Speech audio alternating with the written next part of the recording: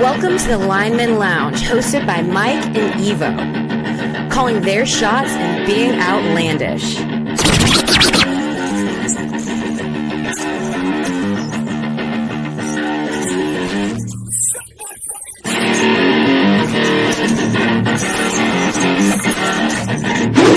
Breaking news from the Lineman Lounge. My fantasy football team just took a huge fucking hit.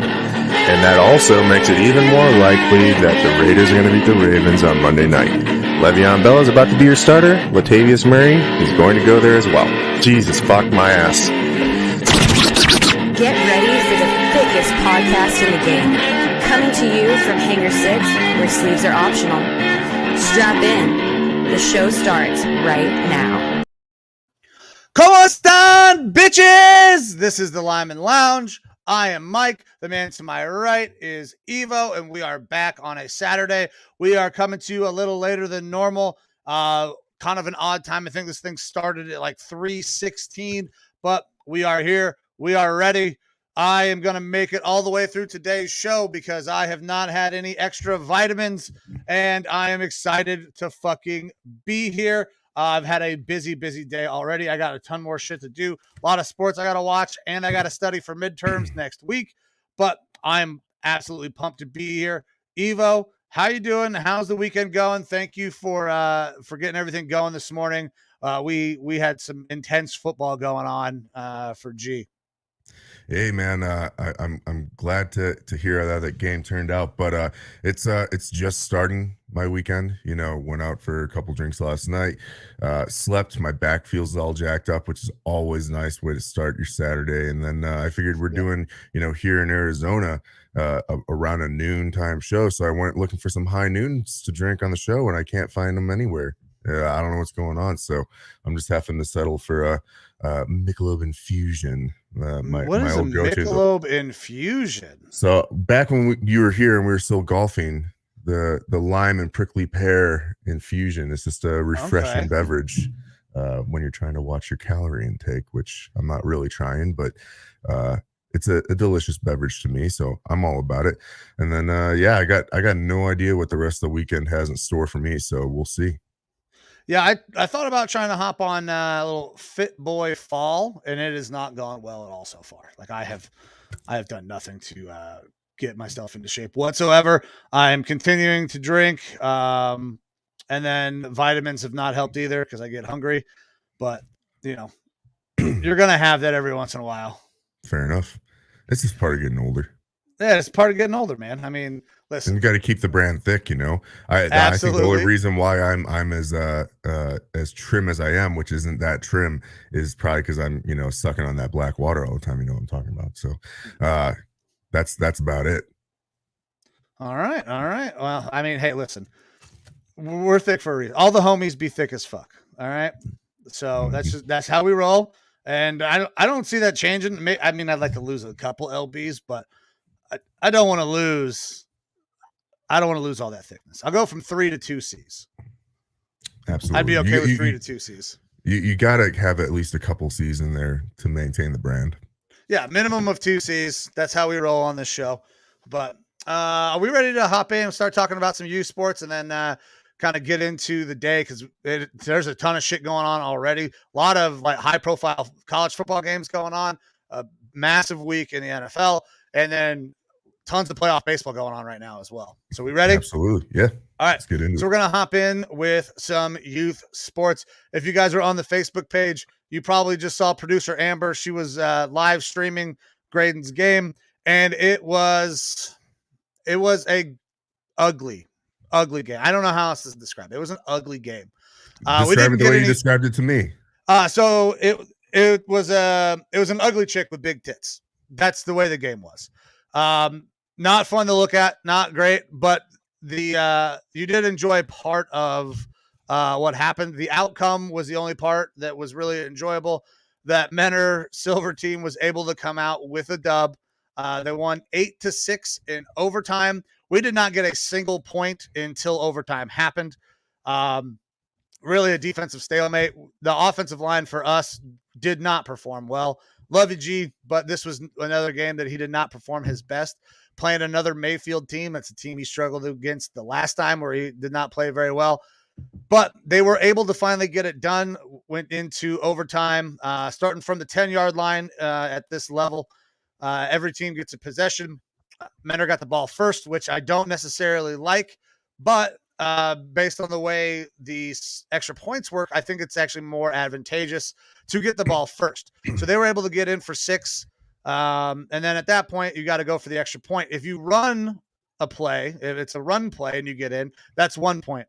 If you throw and you get in, that's 2. That's how they do their 2-point conversions. So they were able to get in, and then they completed the pass for a 2-point conversion. Now they hop in on defense. Mayfield does get in the end zone. They score. They get 6. But now this is a guaranteed pass situation. Mayfield cannot run the ball.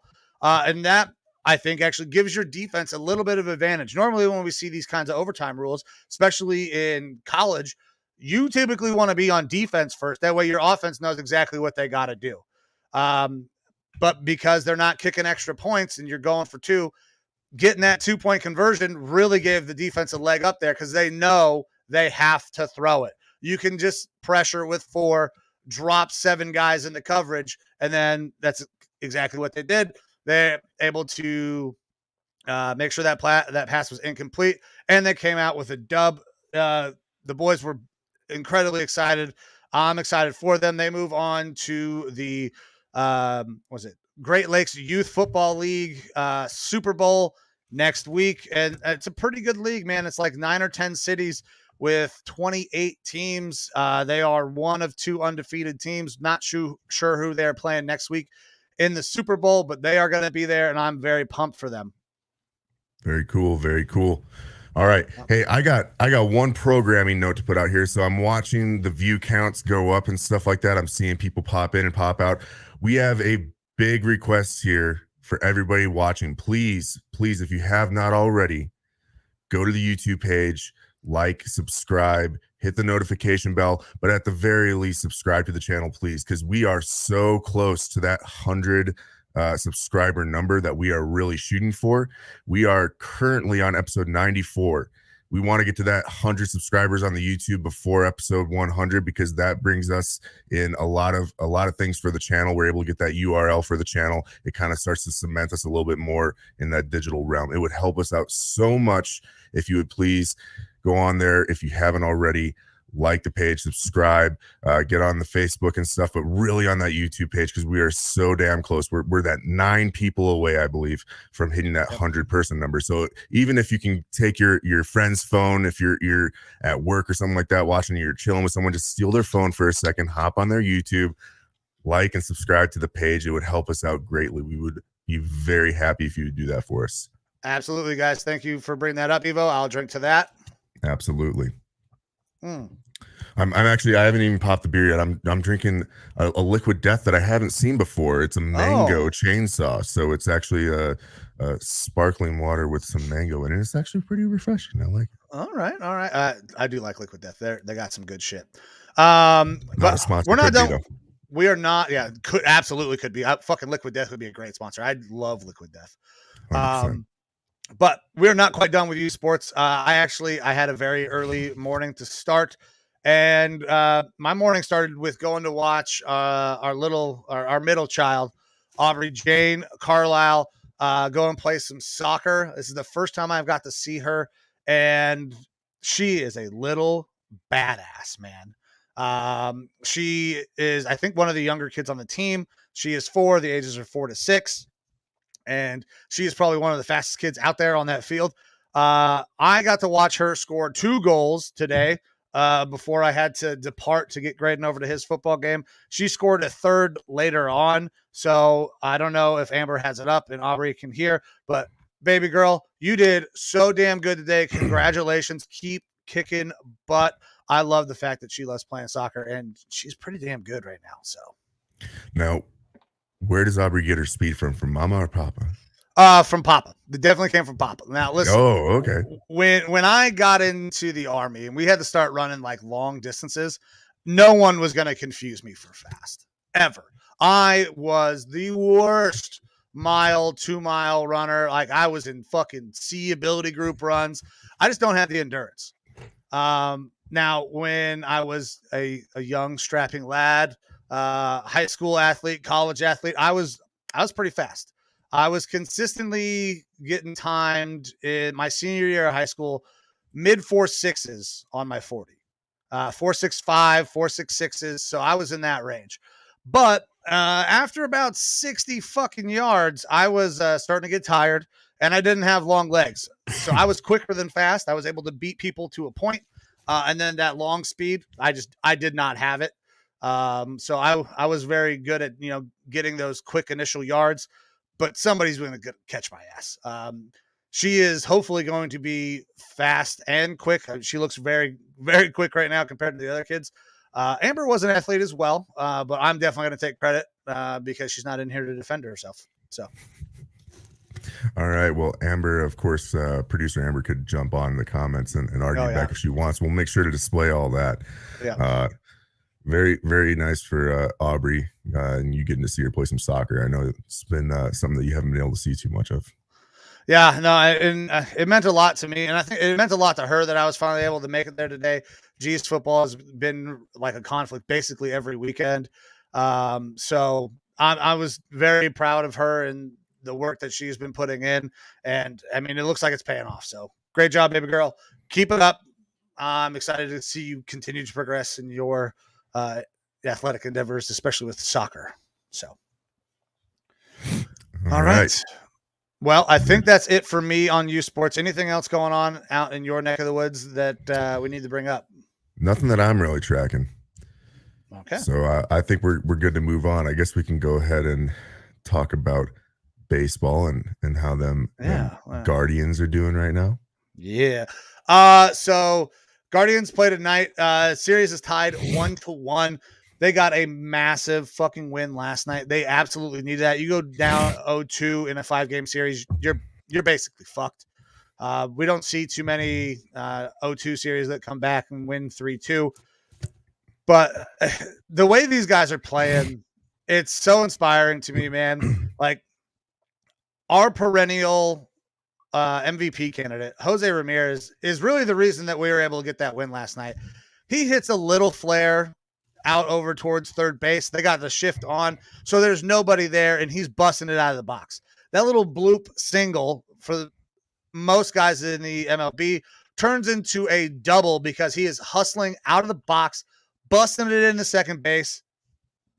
And then anytime you put the ball in play, good things can happen, or mistakes can be made by the other team.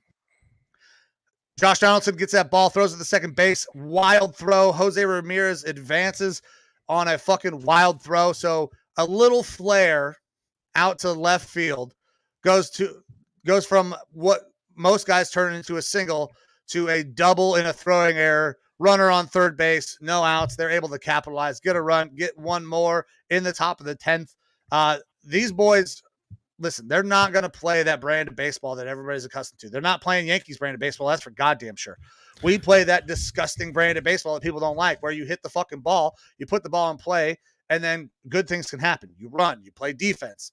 And when you got a MVP candidate every year showing that kind of hustle in front of a bunch of kids, because this is the youngest team in baseball, 19 guys or 17 or 19 guys have made their call-up debut this year. They see their MVP doing that kind of shit, and it's infectious. Massive game tonight. If we take tonight's game, I really like our chances to win this thing in 4.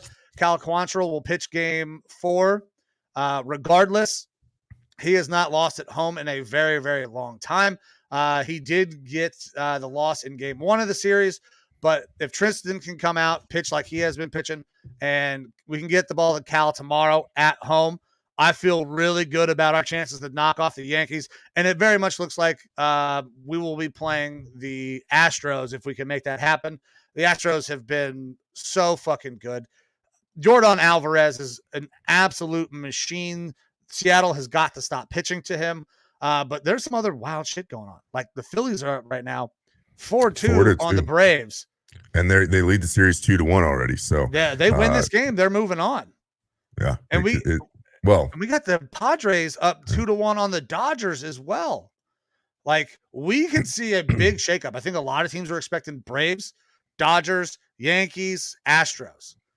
yeah. Only one of those teams right now is in a position that I think they feel comfortable that they're moving on to the next round. Everybody else is in a scrap right now. So, Yep. And as far as your team, the Guardians, I don't think that you can expect to strike Judge out 4 times in a night, every night. two nights in a row. That was big. He went 0 for 3 and then 0 for 4. Yeah, it's big, but I don't think you can expect that constantly. So tonight and going forward, I think we could probably see the bat light up a little bit for him. But if you guys are able to continue doing that, I mean, that makes a big difference. Yeah, with the sort of power that he brings. If you have not been watching the series, something that's going to happen is that the Guardians are going to attack Judge respectfully, but they're going to attack him. If you have been watching the series, you have heard Bob Costas say that exact same fucking line every time Aaron Judge has come up to bat. Listen, I like Bob Costas. I couldn't think of a better person to announce the Olympics, to do updates. I can't listen to this man call another fucking baseball game because I'm going to hear the same goddamn things I've heard a billion fucking times. Now, I'm not saying he's slanted towards the Yankees, maybe a little bit, but I'm fucking tired of hearing, well, Coach Willis said they were going to attack him, and they are, respectfully. Like, just shut the fuck up. Would you rather have Joe Buck? Yes. I like Joe Buck calling baseball games. I cannot stand listening to Joe Buck call a football game, but Joe Buck on baseball is fantastic, in my opinion. And there we go. A little confirmation. There you go. All right. I just hate Joe Buck all around. I know that he's better at calling baseball, but I personally would just like to. I don't wish ill will on people too often, but maybe a car accident or something like that debilitates him from speaking would be great. I fucking hate that guy. His football calls are tough to listen to, man. Yeah, coming with the heat. You know, he lost me back when Moss did the Lambeau Moon, and he blew up and laid his dinner out all over the desk there. It was bullshit, but I digress. Those are just the hot hits on the Lineman Lounge. All right. Well, yeah, we can leave Joe Buck out of this for now, but I'm excited for tonight, man. Fucking Guardians, if they get a win tonight, man, I really like our chances. And the fact that we blew through a ton of the Yankees bullpen, who is not very deep. They had Jameson Taillon coming out of the pen, who is typically a starter, has never come out of the pen before and never pitched in October, was in the game last night. So the fact that we're eating through that bullpen and ours is so much stronger makes me very confident in our boys playing back at home. That place is going to be fucking electric tonight. I wish I was going, but I got a lot of shit to do. I got to do this. I got to make a shitload of note cards because I got to study for midterms next week. Man, school is pretty fucking simple, but when it comes test time, when all this shit's coming down, I feel like I'm scrambling a little bit, but I'm going to make it work. I always do. And I tend to be a procrastinator to the max until it doesn't work out. I'm going to try to avoid that and actually study the way I should. Alrighty. Well, with that, are you ready to move on to some college football, which is going on right now? Yeah, let's actually talk some college football because there's a couple big games. One big game that I was expecting to be much closer just got over. Michigan beat the piss out of Penn State. I was not expecting that. Penn State's pretty goddamn good. Michigan put it on them though, 41-17. That's 5 versus 10. Texas able to squeak out a win against Iowa State. Illinois in the top 25, which I was not ever expecting to see. Knocks your boys off today as well, 26-24. So not great for your boys, and a big surprise for me for Michigan, absolutely putting it to fucking Penn State. Yeah, they're reeling a little bit up there in Minnesota, but I never expected them to be a ranked team. So the fact that they got there this year is pretty awesome, and then hopefully they're able to right the ship and row the boat. But yeah, we got a big game going on right now, Ole Miss and Auburn. It was closer than I was expecting that one to be, honestly, with Ole Miss being up 48-34. And that game is actually delayed. I don't know why it's delayed right now, but I'm assuming. I think it's lightning. I think they have a lightning delay. but I don't exactly know. But there's other big games going on. Oklahoma is on top of number 19 Kansas right now. Oklahoma has not had a good year so far. They are 3-3, 0-3 in the Big 12, but they looks like they're going to knock off Kansas here. And that's weird because so this Kansas team is not what you expect from a Kansas team. They are definitely better. If you compare squad to squad, Oklahoma absolutely has the better players than Kansas, but Kansas just plays better together. So I expected this to be close, and I did actually expect Oklahoma to win.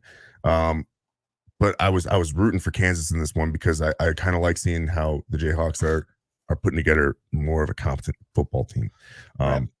But we are late in the fourth there, so this one is probably done since it's a 10-point game. Yeah. We got 3:30 left, 10 points. I don't know if Kansas has the juice to make that up. But something that I will also want to bring up is the James Madison Dukes. You might not know them very much. That is the pride of Ben DiNucci, former backup quarterback for the Dallas Cowboys. All praise DiNucci. They are ranked, the 25th ranked team. You don't see this from such a small school. They're playing Georgia Southern today, so that's a game that I'm excited to see the outcome of because I'm really rooting for those James Madison Dukes. One of the podcasts that I watch a lot or listen to a lot, the Norse Code, which follows the Minnesota Vikings, they are big fans of the James Madison Dukes and DiNucci. They actually went to the James Madison homecoming game recently because they were in town for a Vikings game. They're big fans of the James Madison Dukes, which has made me a bit of a fan of the James Madison Dukes. I'm also really looking forward to watching this Alabama-Tennessee game, or at least paying attention to it, because one of the names that I guess we really haven't talked too much about as far as quarterback is playing for those Tennessee Vols, Hendon Hooker. This guy has had a pretty damn good year. He's climbing up in the Heisman Award race for sure. And he's definitely going to get drafted this year, and it's going to possibly only be going up. And I'm starting to hear a little bit more buzz of potentially him creeping into that first round talk, which means that by the time we hit the draft, he's probably going to be up there. Right now this year, he's 98 of 140 on passing 1,432 passing yards and 10 touchdowns. But he's also got some legs on him too. He's not afraid to run. He's definitely more of a passer, but he's put up over 100 yards rushing in a game this year already. So like he's got those dual threat types of things that NFL teams are really looking for this year. The only real concern that I had with him was, he's, I believe, 6'4" and under 200 pounds. So sleight of frame. But then, that's immediately what I thought. And then I start looking at, some pictures and some film of him, and I'm like, he actually fits his body pretty well. So I don't know what's going on there with that. That probably could be a concern with him, but he's a guy that I definitely want to look into more. Just based the way off I see it right score. now, man, I think we're probably going to see 4 or 5 first-round quarterbacks this year. This is a really good quarterback class. Now, some of those names may drop down or may climb up as we get closer to that draft time. Obviously, the boys will be paying close attention. That's one of my favorite times of the year for our show is when we start breaking down prospects, especially when we start talking about quarterback. But I got like 4 or 5 guys right now, probably in that first round. And we're going to see 2 guys that I think will probably end up being in that first round in that game. And I think Alabama has not looked great. Tennessee's fucking buzzing. Game day was in Knoxville. I think that they might surprise them. That's the thing is Alabama hasn't looked great for Alabama. Okay, that's strange. They're still playing really good football. They just aren't absolutely obliterating and dominating every piece of competition that comes their way.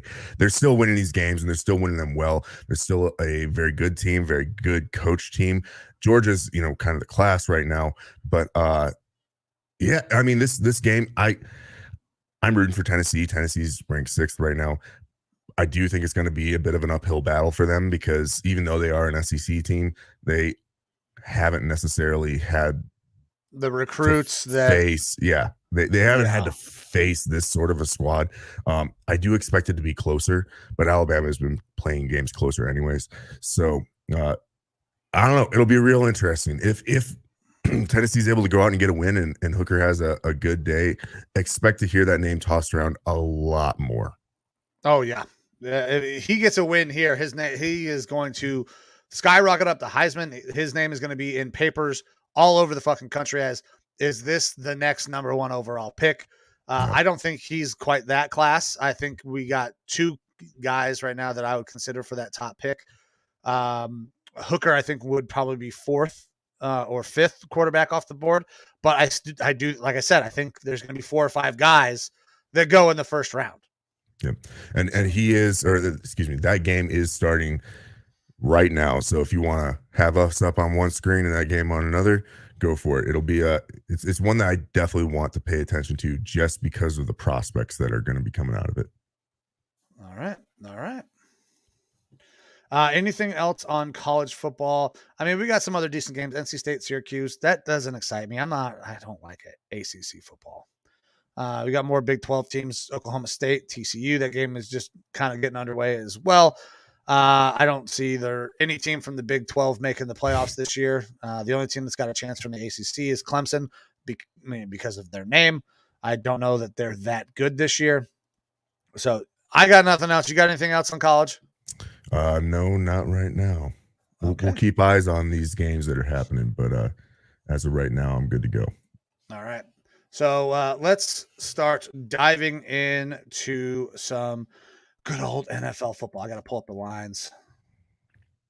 And some of these, I was telling you before the show, some of these lines have been adjusting recently, even as recent as this morning, which I got one that's it's not spoiling some of my takes. It's just changing some of them. The odds, if I were to actually be gambling on these things, are changing a little bit, which is upsetting because I'm sticking with some of the same picks. It's just not as good of odds, but is what it is. So I got the lines up. Let me pull up the schedule, and then we'll break down some of these games. We'll go over Thursday night. Over Thursday night, and then we'll take a look at our picks from last week. I did not have a great week. You had a better week than I did, so you are well above me in the win-loss category there. You gotta shoot me a screen capture or something like that once we're done making these picks every week, because at the end of every Sunday, I'm like, I wonder how the fuck I did, because I don't really remember. Right. But we are getting into week 6 of the NFL that started on Thursday. We are seeing bye weeks finally this week. We have the Lions, Titans, Raiders, and Texans all out on bye this week. And we did have that Thursday night game, which was quite honestly just the best football game that we could have asked for. The Washington Commanders playing the Chicago Bears, and God damn if we didn't see a barn burner. Final score 12-7 to the Commanders in a game that I had picked the Bears to win. And realistically, they had multiple opportunities to win that game. I think coming away from this one, I do think the Commanders are a worse team than the Bears in this one, even if they got the win. It was rough. Whether it's Fields doinking one of his offensive linemen in the back of the head, or that late drive where Fields they got the ball back. He drove the ball down, got him to the goal line, and then they just don't have a competent receiver to come down with the ball. I was actually yelling for Fields. I was like, you got down to the goal line from an impressive fucking run. You are an athletic dual threat quarterback. Use your legs, man. Like, put the game in your hands and put it in the end zone, because I really feel like he could have on a couple of those plays. After having just watched the Bears play my Vikings, I feel like I have a little bit of a better idea of this team, and they're not good. They are very bad. No, they're not good. Very, very bad. But the biggest question this offseason is going to be, what do you do with Justin Fields? Do you find a fucking guy that will use him at his strengths? Because what they're doing right now is they're asking him to drop back fucking 5 to 7 step drops, read a defense, and throw the ball. Okay, one of the knocks on Justin coming out was he does not throw with anticipation. He likes to see guys open. His offensive line is not very good, but they're asking him to do 5 to 7 step drops, read a defense, throw with anticipation, and he's not that guy. He needs to be able to be out on the edge, make plays with his legs or his arm, but that's not what they're doing. I think that this system does not work for Justin Fields. Now, That's Justin what I was gonna get at. did not play well. He had multiple opportunities where he sailed a couple of what should have been touchdown passes. So Justin is not without fault, but this system does not fit his play style or his ability, in my opinion. That's what I was going to get at, is that I still like Justin Fields as a quarterback and as a prospect. I feel like he has been done such a disservice in Chicago. This offensive scheme for him and that offensive coordinator does not work. Doesn't work to his place. I feel like Justin Fields could be Jalen Hurts light. Like that he has that sort of ceiling to him. The difference is that the Eagles system fits with Jalen Hurts. This system does not fit with the play style of Justin Fields. And when you bring in a new GM, like they did there in Chicago, it's probably going to turn out to be, let's get ourselves my quarterback in this draft, because they're going to be drafting very high. And with how many first round quality quarterbacks there are going to be in this draft, unfortunately, they're probably going to go out and get their guy, and Justin Fields is going to be an afterthought. And when that happens, it's tough for him to go to another team and be a reclamation project and really have a true shot at becoming a starter there, where I think he's got the potential if he goes to the right situation. Fields is great with his legs. He is definitely that dual threat type of guy. And yes, he does have faults in his game. His accuracy is suffering, but it's tough to really gauge a guy's accuracy when they're running for their life time. every fucking play. That's why he has the longest time to throw basically of any quarterback when under pressure, because he's always under pressure. He's never getting a good stable base to throw the ball. And yes, some of the best mobile quarterbacks are able to throw off of that, not having a stable base, but they're able to develop themselves into decent throwers by having some sort of blocking in front of them. And you just don't see that on this team at all. And you don't see a competent wide receiver on this team. Darnell Mooney is just about it. Dante Pettis is showing flashes, but he can't fucking consistently catch a ball. Cole Kmet is trash. I know that there is lots of talk about him being a great tight end the past couple of years, but he's just trash. They don't have a good receiving core. They're filled with 3s and 4s. If you provided him one solid wide receiver, you went out and you did something like you draft a guy like they did in Philly. I'm going to use the Philly model here. You draft a guy and then you go out and trade for a guy. Yep. You have, even if you just did the trade and you go out and you get yourself a solid wide receiver, I think this changes things up tremendously because. Well, and I like Mooney, but I don't know that Mooney's a true one. I don't think Mooney is a true one. I think he's a high quality 2. He's a really good route running, high quality 2. Last year, I really liked him as a 2, but I could see him in that 2-3 mix. I really could. I do like Mooney. I like what he does, but I feel like he is shined brighter than his actual caliber of play because he's the only guy in that fucking squad. Yeah. So either way, this was just an atrocious game. Dog shit. Al Michaels. I wasn't going to watch it. I wasn't going to watch it, but the fucking Guardians game got postponed to yesterday. I was going to watch baseball because there was no way I wanted to sit through another dog shit game. I told people on the Facebook, don't fucking watch this. Drink or fucking take some edibles and do anything else. But the goddamn Guardians got postponed. So what did I do? Because I fucking love football. I did the latter part of the thing that I said to do and then watched that football game, which made it a little bit more exciting, but it was still dog shit. It was dog shit throughout. Again, no touchdown through the first half. Thursday night football. If I'm Jeff Bezos, I am fucking furious right now. I am getting the dog shit of the dog shit games. Nobody's fucking scoring. And you know what? Maybe this week will be better. But the fucking Cardinals are playing. And guess what comes out this week? Call of Duty.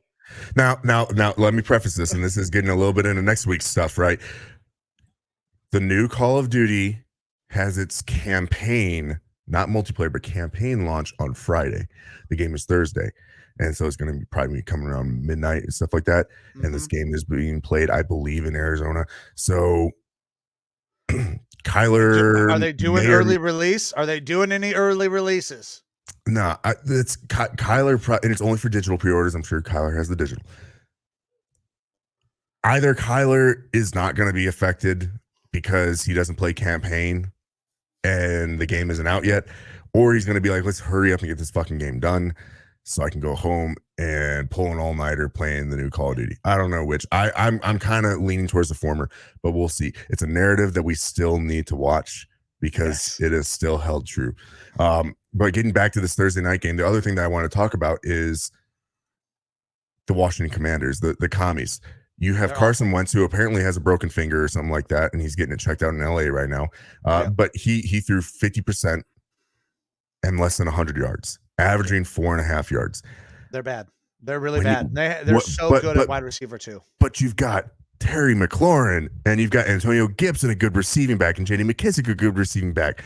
You've got I really like fucking Curtis Samuels too. You got Curtis Samuels. You got your rookie wide receiver didn't record a catch, John Dotson.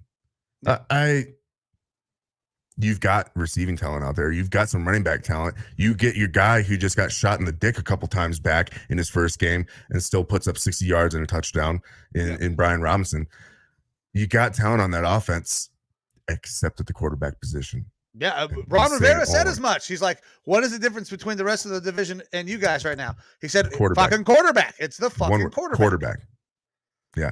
And to his credit, he did kind of walk it back and try to reclaim the locker room. I don't even think he needed really to walk it back. I think that it's being a little bit misrepresented, which is a fun narrative. I love sticking with that narrative. Carson Wentz fucking sucks. But he was asking what's the difference between these other franchises in the NFC East and you, and why they've had this sort of growth and success. And when saying quarterback, he's not. I don't think he's taking it out of Carson. It's the last 5-10 years. They've not brought in and developed a quarterback through the draft or someone who is actually a strong, stable quarterback and had them year in and year out. Right. Their last guy was Kirk Cousins. Right. And they had Heineke for a couple of years, who was never meant to be the starter, but he ended up being thrust into that role. Quite honestly, and Heineke's on that team. Heineke should be starting. Yeah, I agree. I would fucking start Heineke over Carson Wentz as well. But you get a Carson Wentz, you got to play him, right? But now he's got a broken finger. Now he's got a reason to not play, right? We could bench Carson for Heineke, and we could say it's the finger. Like that's got a fucking little bow on it, and everybody can be like, okay, yeah, that's exactly what happened. It's not. Carson is now embarrassed again that he has been benched again. And that's I love Taylor Heineke from the time that my Vikings brought him into the league as an UDFA, and I loved watching him as our backup. And I think he's a backup quarterback, but he's still mobile. He's more fun to watch. He's not going to, blow the doors off, but he's way more fun to watch, and I think he can provide that little bit of a spark, a la Case Keenum, to this team. I know you said you ain't betting Washington, the commies, or the Bears anymore this year because they both fucking suck. I refuse to put any money or any of my fucking picks on either one of these teams. I will not do it. I will take the money. I will take the easy way out and go money line against them every fucking week. There is no way, based on what I saw, that there is any confidence. I don't care who the fuck they're playing, that I will pick either one of these teams.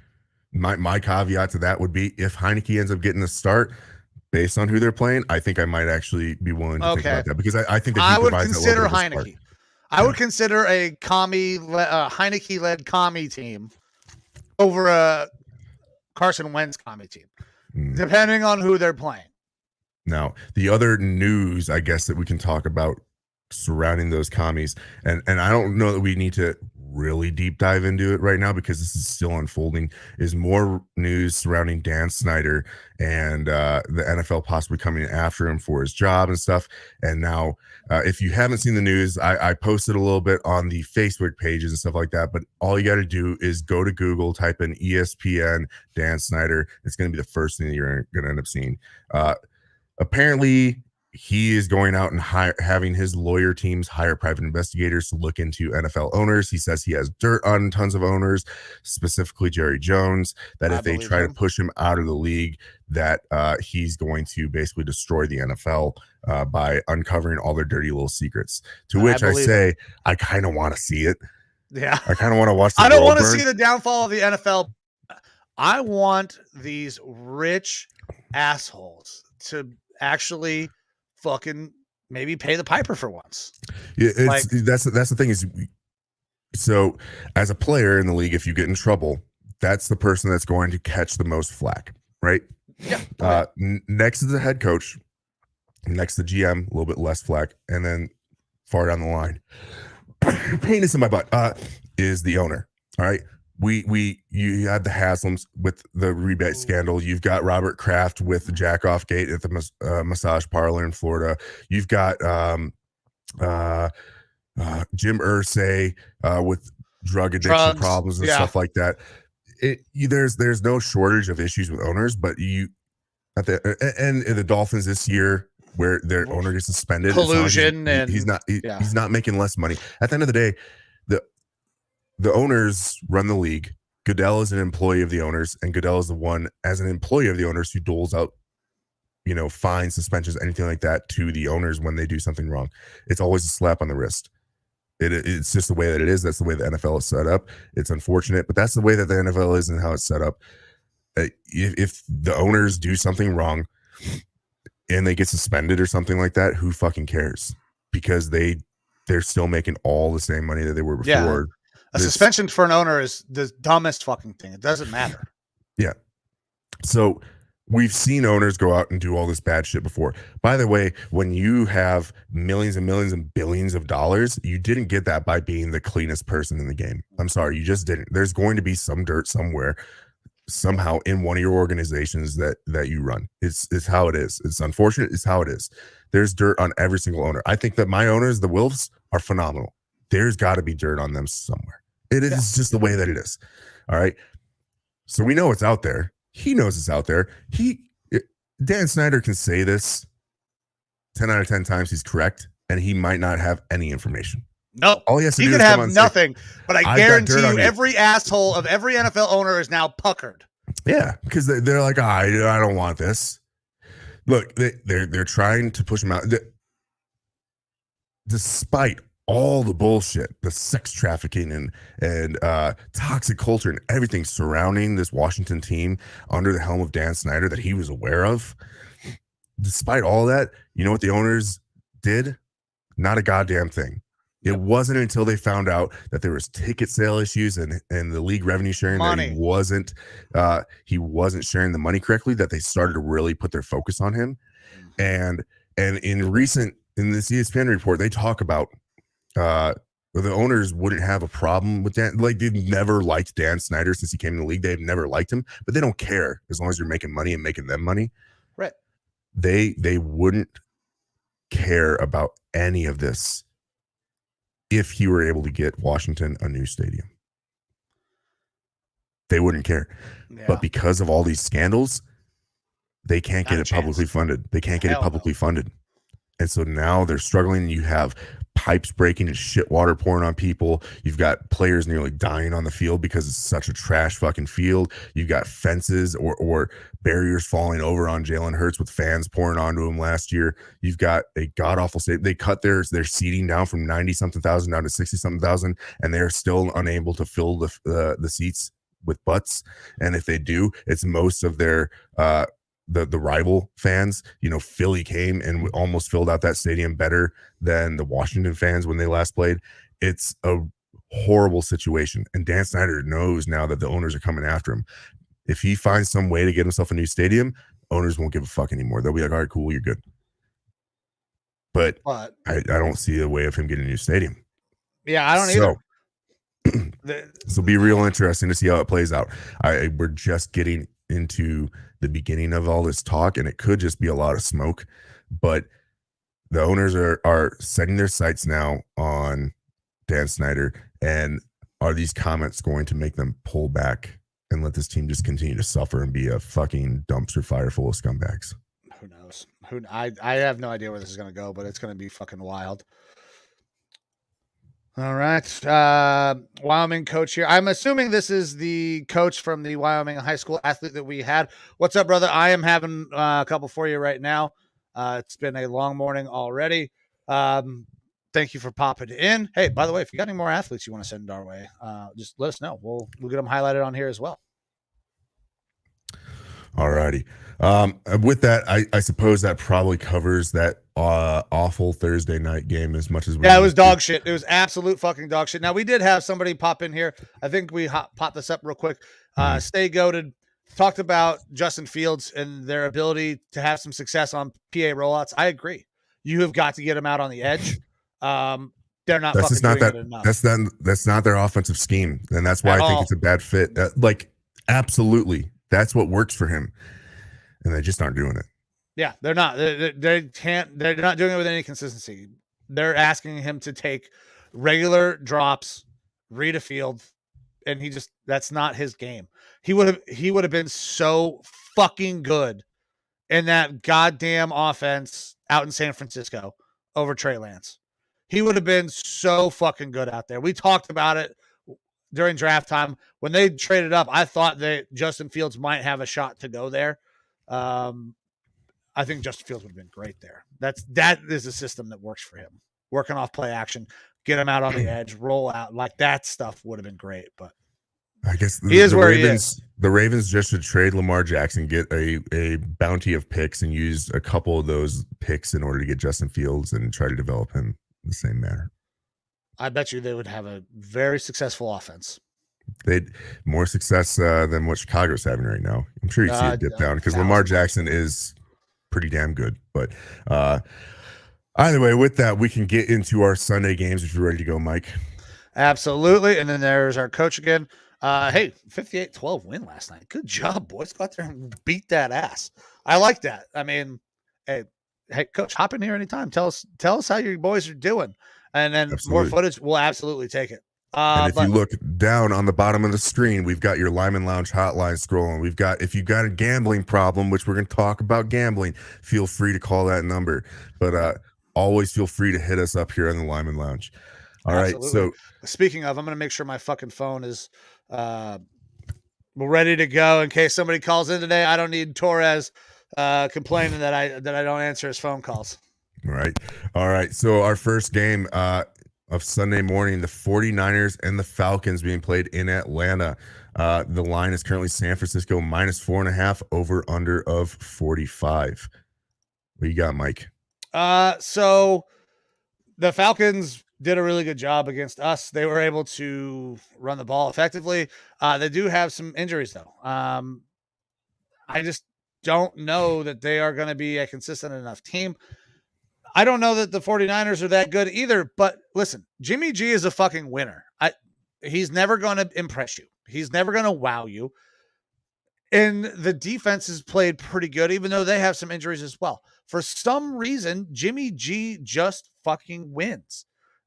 I can't explain it, but he has a fantastic career record. I have to go with the 49ers. Now, I do think there's a potential this game could be a little closer. 4.5 is a little much for my liking. So I'm going to go 49ers money line because the Falcons are improved. They've been playing better. I'll be interested to see how injuries affect that run game, though, even though they had that kid come in against us and fucking lit it up. Losing Cordell Patterson hurts, but they were able to run the ball pretty effectively. I don't know if they'll be able to do it against the Niners, but I do think this could be a close game. So I'm going to go 49ers on the money line. Yeah, and the Niners are a little dinged up too. What I'm focused on more is that Falcons team really nearly took the Buccaneers out last week. They've been playing a lot of games real close with good teams. And if it wasn't for probably some bad calls in that Falcons game, specifically the Grady Jarrett tackle of Tom Brady at the end, which was atrocious. That was the worst rough in the passer call I've ever seen in my life. The fact that James Boger came out and defended it later, he whipped him to the ground, and then it's like you watch and it's like, what the fuck game were you watching? I get it. Refs have a tough job where they have to call things live game time, but have a little bit of personal ownership and be willing to say, like, we probably got that one wrong watching it in slow-mo later on. Don't lean into your foxhole on that one, because that's an atrocious call. And the fact that the NFL has come out and started to find Tom Brady for kicking him. Find Tom Brady on a play where he was roughed. ridiculous. But what Arthur Smith has done there with the Falcons, I think that this is going to be a team that not this year, but next year, they're going to actually be much closer to a 500 team, pushing people a little bit more in their division. And it'll be interesting to see if they continue to stick with Mariota through that, or if we end up seeing Des Ridder here in the future. But they do play some of these good teams relatively close. I'm going to be taking the Falcons plus the points here. I do expect the 49ers to win this game, but I think that they'll keep it closer, and that they could cover that spread of the 4.5 points there. Falcons plus 4.5. So as we're going ahead and getting these picks started, what I'll do is I'm going to pop those up here on our screen so we can take a look at how last week went. Let's actually pull that up. We'll do a little zoom action here, maybe. There we go. I don't want to hide it. Jesus Christ. So I can't see what it looks like. Do I need to zoom in more? Maybe one more. There we go. All right, so here's our picks from last week.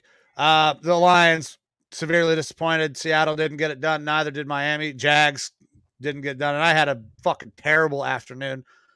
Rams couldn't do it. Philly, no. I thought Cincinnati could have won that game, should have won that game.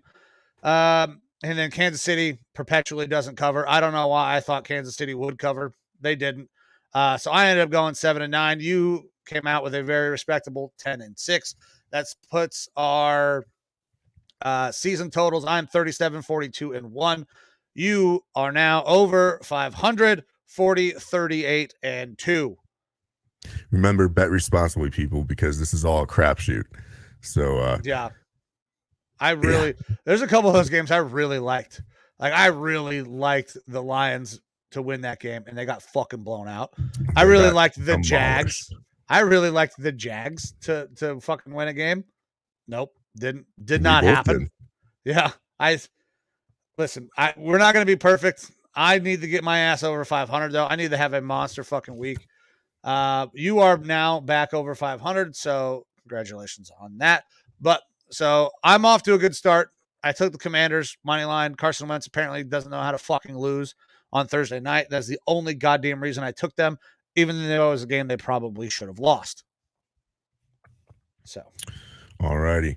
Well, with that, we can move on here to our next game. We have the Patriots, and we'll wait on that one.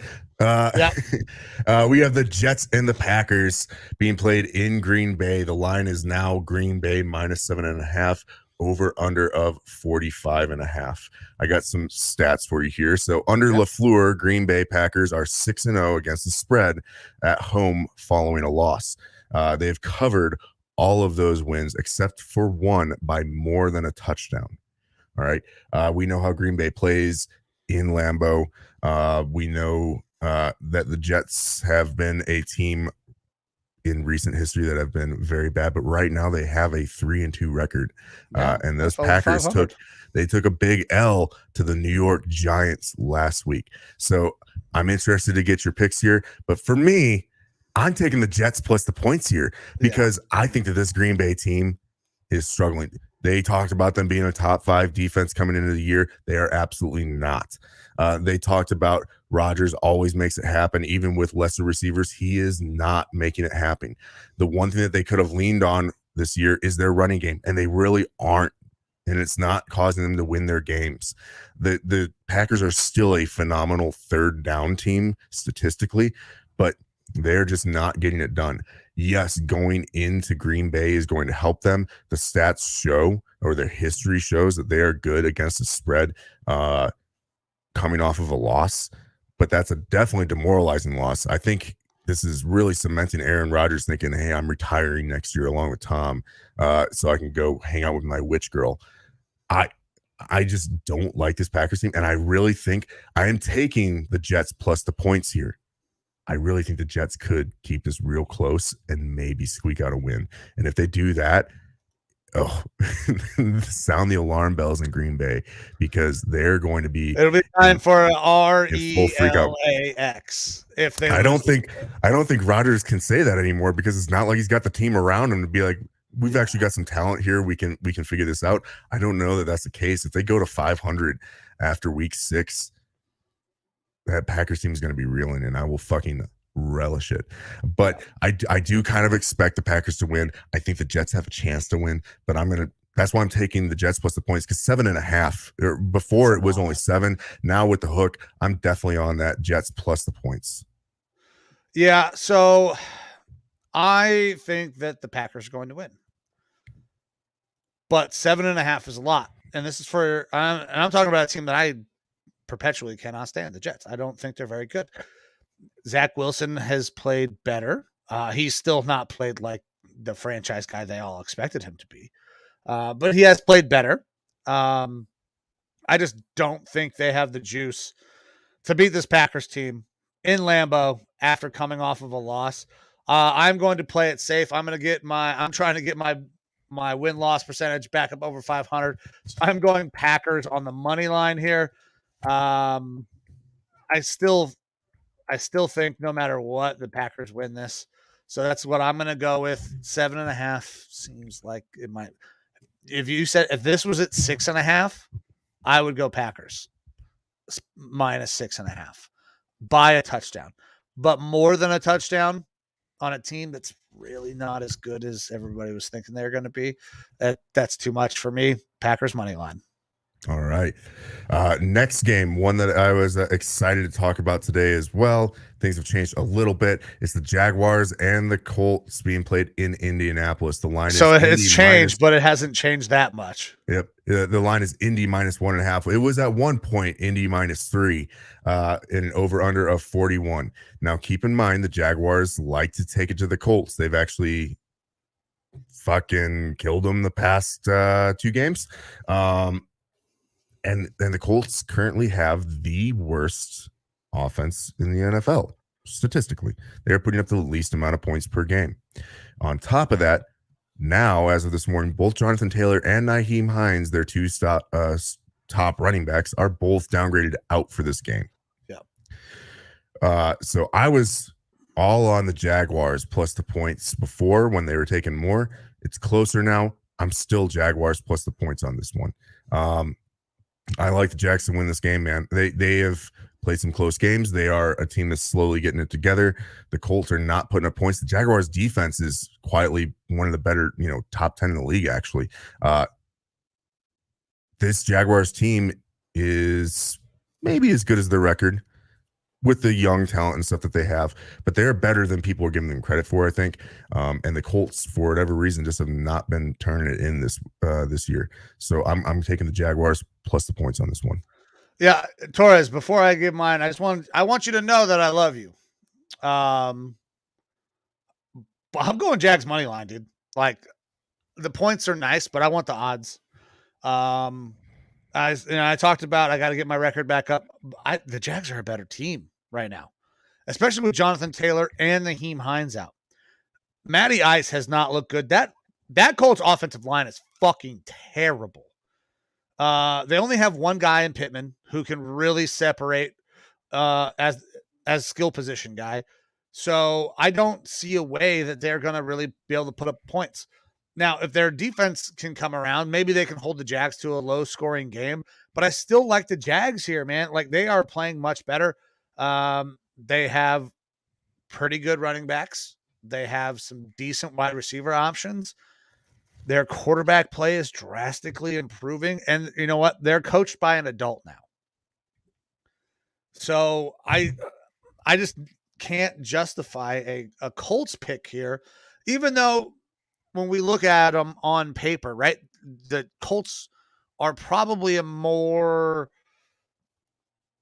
talented team than the Jags are. They're not playing like that. So I'm going Jags on the money line. I have to, because the Colts have shown me nothing to make me do otherwise. We got another comment here on our YouTube. It's not popping up here, though, so I wanted to give a shout out to the comment that came in. Tori Price, thank you for commenting. Said, apparently you men are killing it. I love that you have added use to your podcast. Great job. Thanks, Tori. Appreciate you hopping in, watching the show, commenting. I don't know why it didn't pop over here on StreamYard so we could show it to all the viewers, but I do want to at least say thank you, give you a shout out for tagging along on the wild ride that we try to go on every Saturday. Mm-hmm. All right. Are we ready to pop on over to our next game? We are. I assume we're skipping the next one and then going to. Which one are you looking at? I'm looking at the Bengals and the Saints being played in New Orleans. Talking the same game. We skipped over the game there in the middle. Got it. All right. So Bengals and Saints in New Orleans. The line is Cincinnati -2.5, over under of 43. This is a Bengals team that obviously seems like they're having a Super Bowl slump a little bit. Yeah. But they're so talented on that offense, minus the offensive line. Then again, I can make an argument there. I think that there's probably a coaching issue there because they did bring in better players this offseason. It's just not coming together. So that starts to point me a little bit more towards line coaching. And their defense is solid too. The Saints team, again, going out there without Michael Thomas, again, putting Andy Dalton out as a starter. Last week, it took Taysom Hill having a blow-up game, not even playing quarterback, to really help that Saints team get a win. I'm not a big fan of where the Saints are at right now, especially with their injuries. And I think this Bengals team is way more talented as far as their personnel. Being played in New Orleans and the way that the Saints played last week, I think is a little bit fluky. I'm willing to take Cincinnati minus the points on this one. Yeah, so Cincinnati, I think, is having a little bit of a Super Bowl hangover. They are a better team than what they have shown. Their offensive line is better talent-wise, but they're not playing better. They're actually probably playing worse than they did last year, based on the number of sacks and pressures and hits that Burrow is taking so far this season. But I'm still on the Bengals. I'm not getting behind an Andy Dalton-led fucking team. Taysom is not going to have that game every week. I'm gonna go Bengals. Fuck, do I want to take the points? I'm going to go Bengals minus a 3 as well. I think they are good enough to cover Bengals, that. It's -2.5 unless my stuff hasn't updated and things have changed. Let me look here. So what I'm seeing, I got DraftKings, Caesars, FanDuel, MGM, and points all up. They're all showing. So you're looking at Caesars, right? Yeah, which is what's on ESPN. Okay. So right now on Caesars and FanDuel, it's -2.5. DraftKings -3. BetMGM -3. You know what? We'll go. The only two books that either one of us use are Caesars or FanDuel. That's at -2.5. So that's the number that we're going to use. I don't think anybody else has got on any of those other sports books. At least, I mean, if you watch us, you guys should definitely be on Caesars or FanDuel. We have not decided which one we're going to exclusively use because, neither one of us is sponsored yet. But we'll go with the -2.5. So I'm going to go Bengals -2.5. That makes me feel much more comfortable as well. They can win by a field goal, no problem. All righty. Next game is the Ravens and the Giants being played in New Jersey. Home game for the Giants. Baltimore -5.5 is your line. Over under of 45.5. I don't think Baltimore's very good, honestly. They have not. Their defense is very worrisome to me. Lamar has played out of his fucking mind. He's played great. If you can find a way to lock down Mark Andrews, though, that offense struggles a little bit. Lamar has been okay-ish on the outside, thrown towards the hashes and things like that, but he's done a really good job of eating across the middle with Mark Andrews.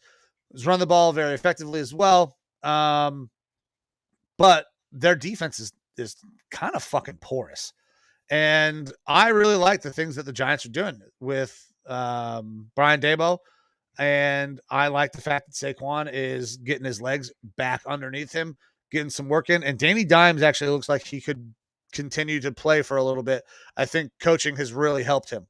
I believe that the Ravens can win this game. They might even win this game, but I don't know that they're good enough to win by a touchdown. I'm going Giants. Let me throw some stats at you here. Okay, go ahead. So Daniel Jones is 20-13 against the spread as an underdog, and he's covered 4 straight as a home dog. They're also, or excuse me, teams that are 4-1 who are an underdog, which Giants are 4-1. Teams who are 4-1 as an underdog are 15-8-3 against the spread since 2004. So going back almost a decade, or almost 2 decades. Almost. And then the under, if you wanted to bet the under on this one, which again, it is 45.5 right now. The under is 14-1 in the Giants' last 15 Sunday home games. So just a little bit of information there that it's definitely leaning a little bit more towards the Giants with this one. It reaffirms me on the Giants plus 5.5. I'm going Giants plus the points, plus 5.5. All right. That's what Caesars has. If you're on FanDuel, they have that right now at -6. So you even get an extra point if you want to go Giants there. If you're on Caesars, you're going to go 5.5. I'm okay with going 5.5 on the Giants here. I think they can cover because I think their offense is playing pretty well. It would be interesting to see what happens if they could get a receiver that actually wanted to play for that team, though. Or that they wanted to actually play for their team. Because they got a couple guys that they don't even fucking want. All right. Well, I'll say this. I really want Coach of the Year to go to my boy Kevin O'Connell, what he's doing there in Minnesota. But look, as far as the rookie head coaches go, Dable is making a very strong argument for being the best first-year head coach. He's doing innovative stuff with that offense. He is elevated what is kind of a rough roster there. He's doing really great things.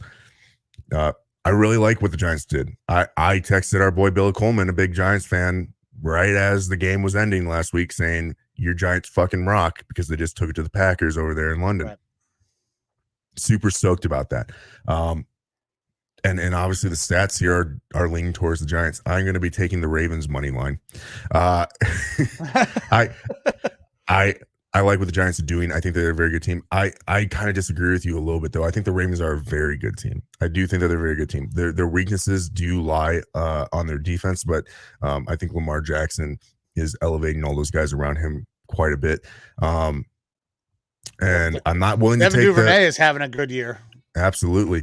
But I'm not willing to take the -5.5 for the Ravens. I do think that the Giants could play them pretty close, but coming back from Europe, not having a bye week, there is a struggle that teams have with that. And maybe that's what happened with my Vikings last week playing the Bears and why we played them so close. I don't fucking know. I think it's other things. But I think that the Giants will have a tough time here, even playing at home, going up against such a strong Ravens team.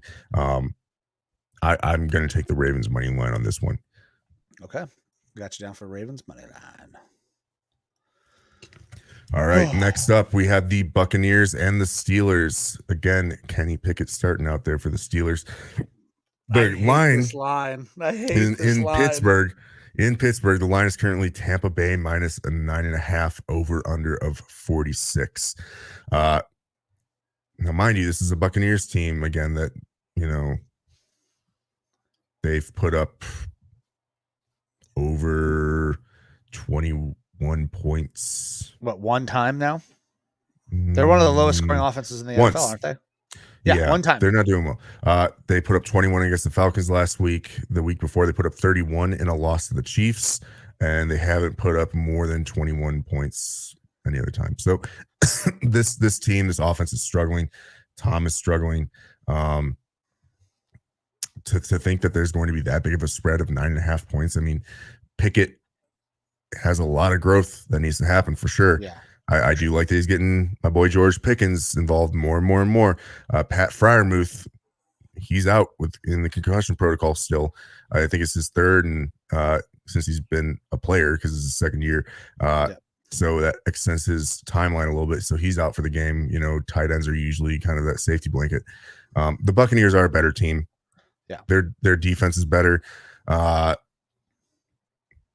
The defense is probably the better part of the team right now, other than Leonard Fournette running the ball, which it's still surprising me that he only has 280 rushing yards and 1 touchdown on the year for Fournette. He's definitely getting a little bit more in the receiving game. Man, I don't like that spread at all either. I'm taking Tampa Bay to win this game, money line. Yeah, but I was writing it down before you even officially said it. I don't like touching large ass spreads like that, especially from teams that do not show that they have very much offensive production through the season. And the Steelers, maybe they are able to get Pickett clicking a little bit more, but again, I'm out on Najee Harris there. In Pittsburgh. I think a lot of Pittsburgh fans are starting to be out on Najee Harris too. Yeah, and Pittsburgh and don't get me wrong, the line's not great, but Pickett needs time to develop and stuff like that, and that was the idea behind sitting him behind Trubisky, but I don't think you could let him sit any longer. So, yeah, it's the Buccaneers. It's the Buccaneers for me in this one, but I mean, this could just kind of be another one of those ugly games. Yeah, I'm going Tampa money line. The Steelers stink. They're bad at football. Tampa's offense is struggling, but it won't matter. I don't even know if the fucking Steelers will score a touchdown. They didn't last week, right? I think they got 3 points against the Bills. I think the Bills' defense is better, even with the injuries. Well, the Bills are pretty outstanding, but yes, they only put up 3 points last week. Yeah, I think the Bills' defense is better than the Bucs, even though the Bills have injuries. So I have no faith that the fucking Steelers will do anything on offense. And Tom will put up fucking 16, and that will be plenty enough to win. That's what I was gonna say. This could be like 16 to fucking 10 or 16 to 6. It's gonna be a boring fucking game, a game that I'm not gonna watch. I would definitely consider the under if you're betting over unders in this one. The over what is the over under? 46. Oh God, take the under. Fucking hammer the under. Yeah. It's not a game that I'm excited for. It definitely could be one of those ugly ones. 46. They know that these teams don't fucking score any points, right? I don't. Maybe Vegas hasn't caught up to how bad the Buccaneers have been. Listen, if we can find Vegas slipping, let's fucking take some money off of these boys. Yeah. All right. Next game, starting our afternoon slate of games, you have the Panthers versus the Rams. The Panthers probably now the worst team in the NFL. They dropped their head coach. They might be having a bit of a fire sale. Fire sale, baby. Fire sale. DJ Moore, Christian McCaffrey, some defensive pieces are probably on the market out there as the trade deadline. Burns. I want fucking Burns so bad. Listen, I know we have Jadeveon Clowney. Clowney's only on a 2-year deal, and I don't know that we want Clowney back next year. I want fucking Brian Burns on the opposite side of Myles Garrett. Give me just 2 absolute fucking stallions who are just burners off the edge. I want Burns. Now, don't get me wrong, DJ Moore would be really cool to have as well, because I think my team needs a little bit more help at wide receiver. But I think there is going to be a fire sale, and if we can find a way to get Burns, I'm all in for it. Like, fuck all of our picks. Like, we've already pissed a bunch of them away on Deshaun Watson. Fuck the rest of them too, if you can get Brian Burns. I want Brian Burns so fucking bad, but I know the big piece that everybody's going to be going after is going to be CMC. Yeah. And the team that is reported to be very deep in on CMC, and I think that instantly elevates them back into top Super Bowl contender, is the if they're not already there. I mean, I think the Chiefs have kind of leapfrogged them. We'll find out this weekend. Yeah, but that's the fun one. But either way, for this game, the line is Rams -9.5, over under of 41.5. Is Baker playing? Do we know? Baker is out with a high ankle sprain. Yeah, so Darnold-led team. I believe Darnold is also out with an injury. No shit. Yeah, and I don't know if their rookie is ready to go either. I don't know who the fuck is playing quarterback for them. I don't care who is playing quarterback for them. By the way, we should definitely check that. I think 9.5 is a lot for a team that's not very good in the Rams. I don't think the Rams are very fucking good. I was almost about to make them my Super Bowl contender. I flopped back to the Bucs last second when we were talking about it. I'm also kind of regretting that now. Should have gone with the Eagles. But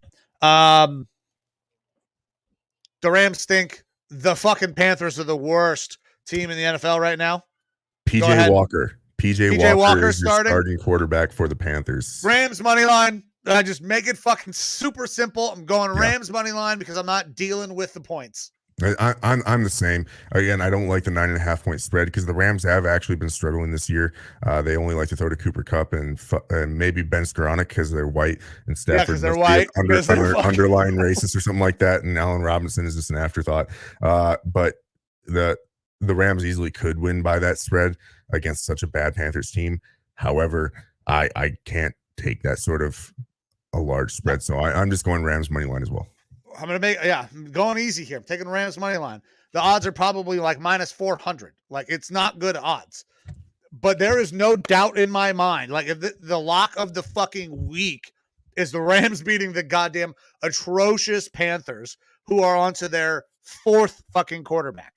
And Steve Wilkes is is it Steve Wilkes or it's Wilkes is the new head coach there. I don't know. Is it Steve?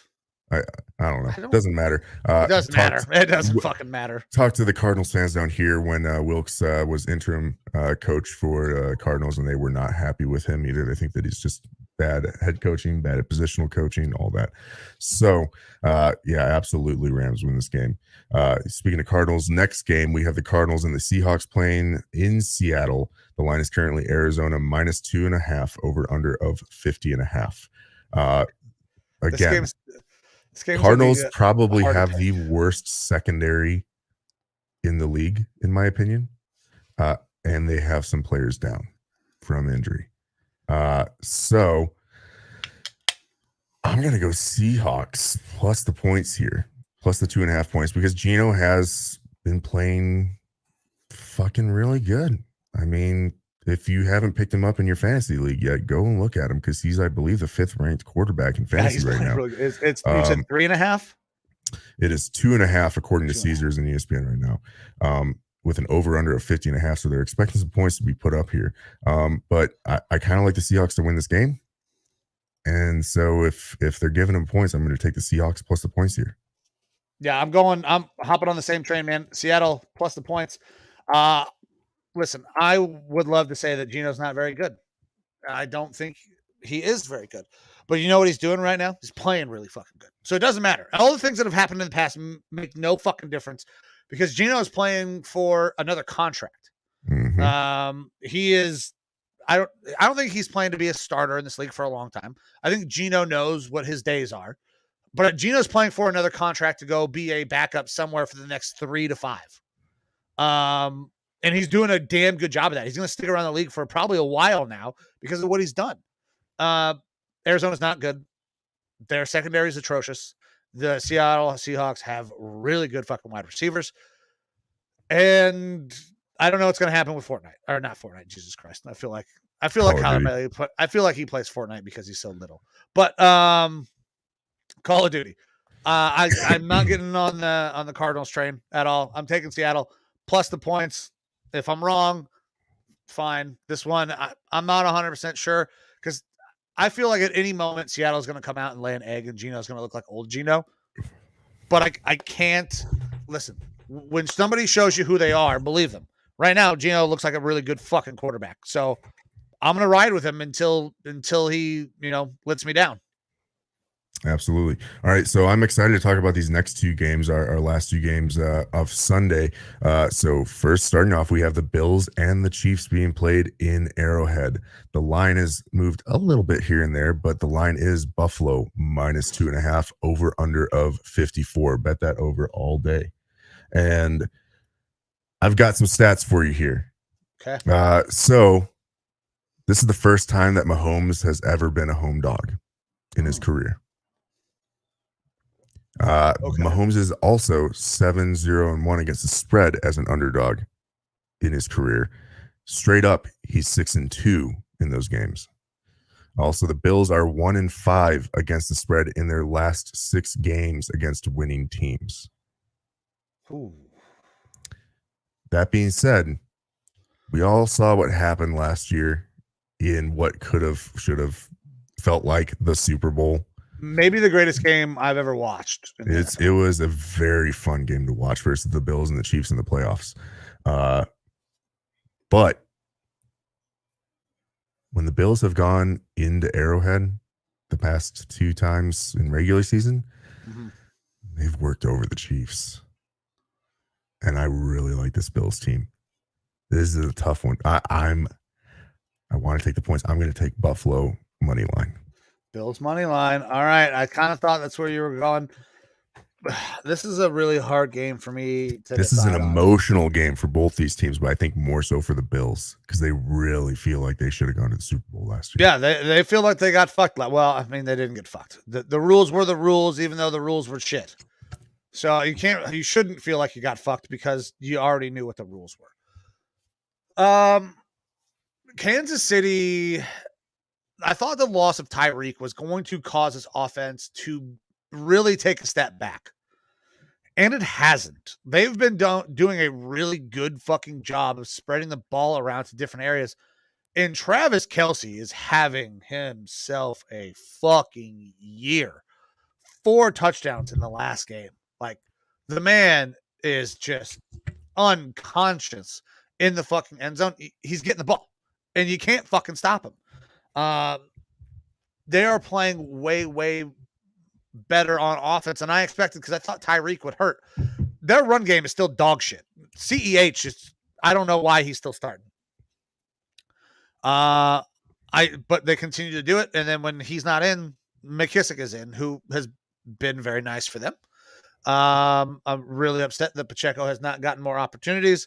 I had to make a decision because my running backs were hurt. I had to drop Pacheco and go pick up somebody else because Pacheco's just not getting any fucking opportunities. The Bills are really fucking good.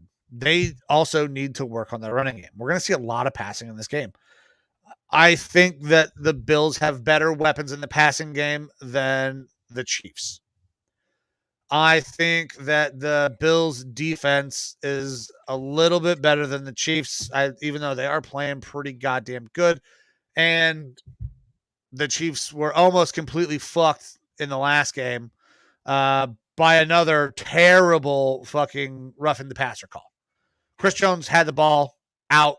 It should have been a strip sack that ended up not being one because of a roughing the passer call, even though the ball wasn't even in his fucking hands anymore. I think you missed that shot. Huh? Did you miss that shot or? No. Okay. I'm just focused on trying to give my woman a kiss.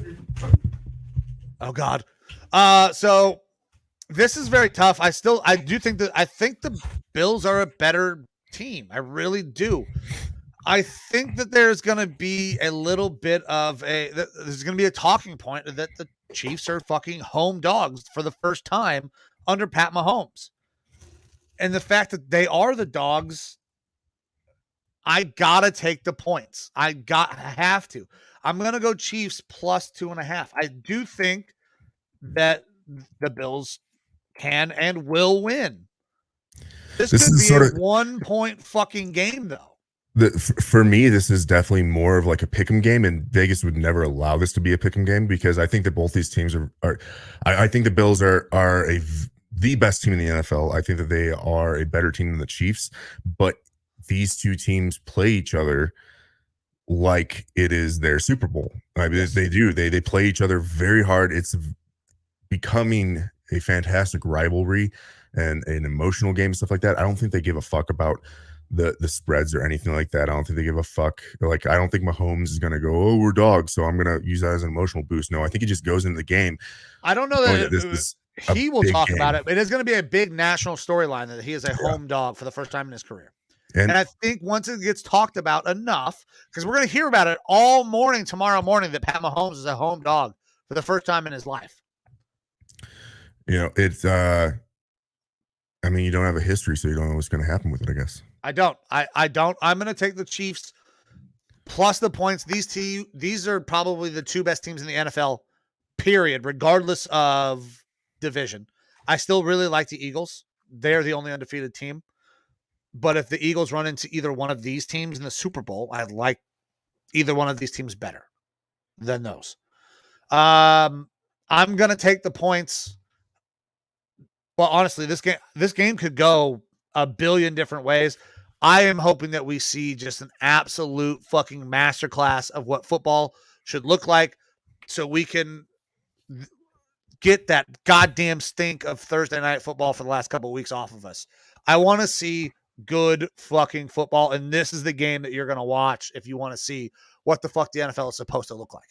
Yeah, I'm real glad, and I'm sure you are to an extent that we both have early games on Sunday. So that way so I can absolutely watch this. Get a chance to watch this one. All right, so our next game is the Sunday night game. It is a divisional rival game. Cowboys versus the Eagles being played in Philly. Currently, the line is Philly -6.5. Over under 42. A real low. That's low. Yeah, that's very low. Low over under. So I'm definitely leaning towards betting the over on that one.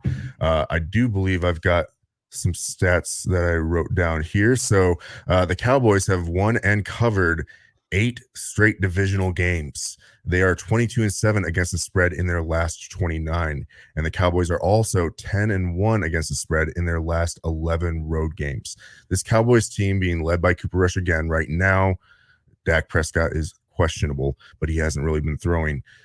We're going to see Cooper Rush out there. And this Eagles team is very good. I think the Cowboys are going to push them. If the Eagles get a loss, I think this could be their first loss. Yeah, at Philly, which is surprising to me because I wasn't expecting this Cowboys team to be anywhere near this good. I was not expecting them to be anywhere near 4-1 at this time of the year with Cooper Rush as the quarterback. But he has shown that he is better than an above average backup quarterback at this point. He makes enough plays every week to win. He's never going to be a franchise guy. He's not your Tony Romo who comes off the bench and surprises everybody. Or same thing that fucking happened with Dak when he came in and backed up Tony Romo. He's not that guy. He is so reminiscent to me of a Jimmy G. Comes in, does the things that he has to do to win. He's not going to wow you. He will make some really good throws that CD Lamb will inevitably drop after it hits him right in the fucking chest. But he makes enough plays to win. And I think this is going to be my upset of the week.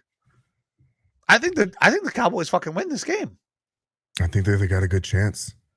I think we don't have any more we might not have any more undefeated teams by the end of this week because I'm taking Dallas plus the points here because I think this could be a very close game and I think that Dallas has a chance to actually take this one.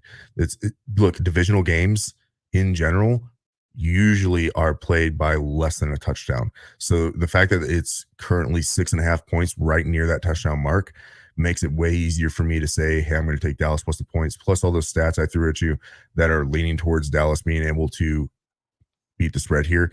That's why I'm taking Dallas plus the points on this one. And I truly think that Dallas has a chance to win this game. I'm going to follow suit and take the extra points because I need to get back over 500. I want to take the Cowboys money line here. I really fucking do.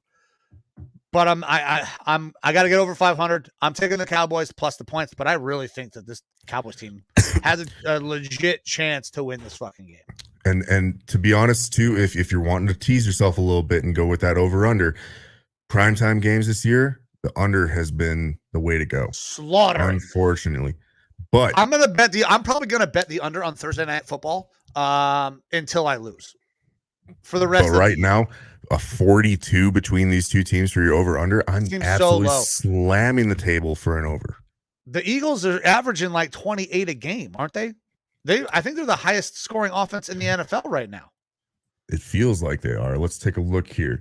38, 24, 24, 29, and 20 versus the Cardinals last week. That one was way closer than I expected against that Cardinals secondary.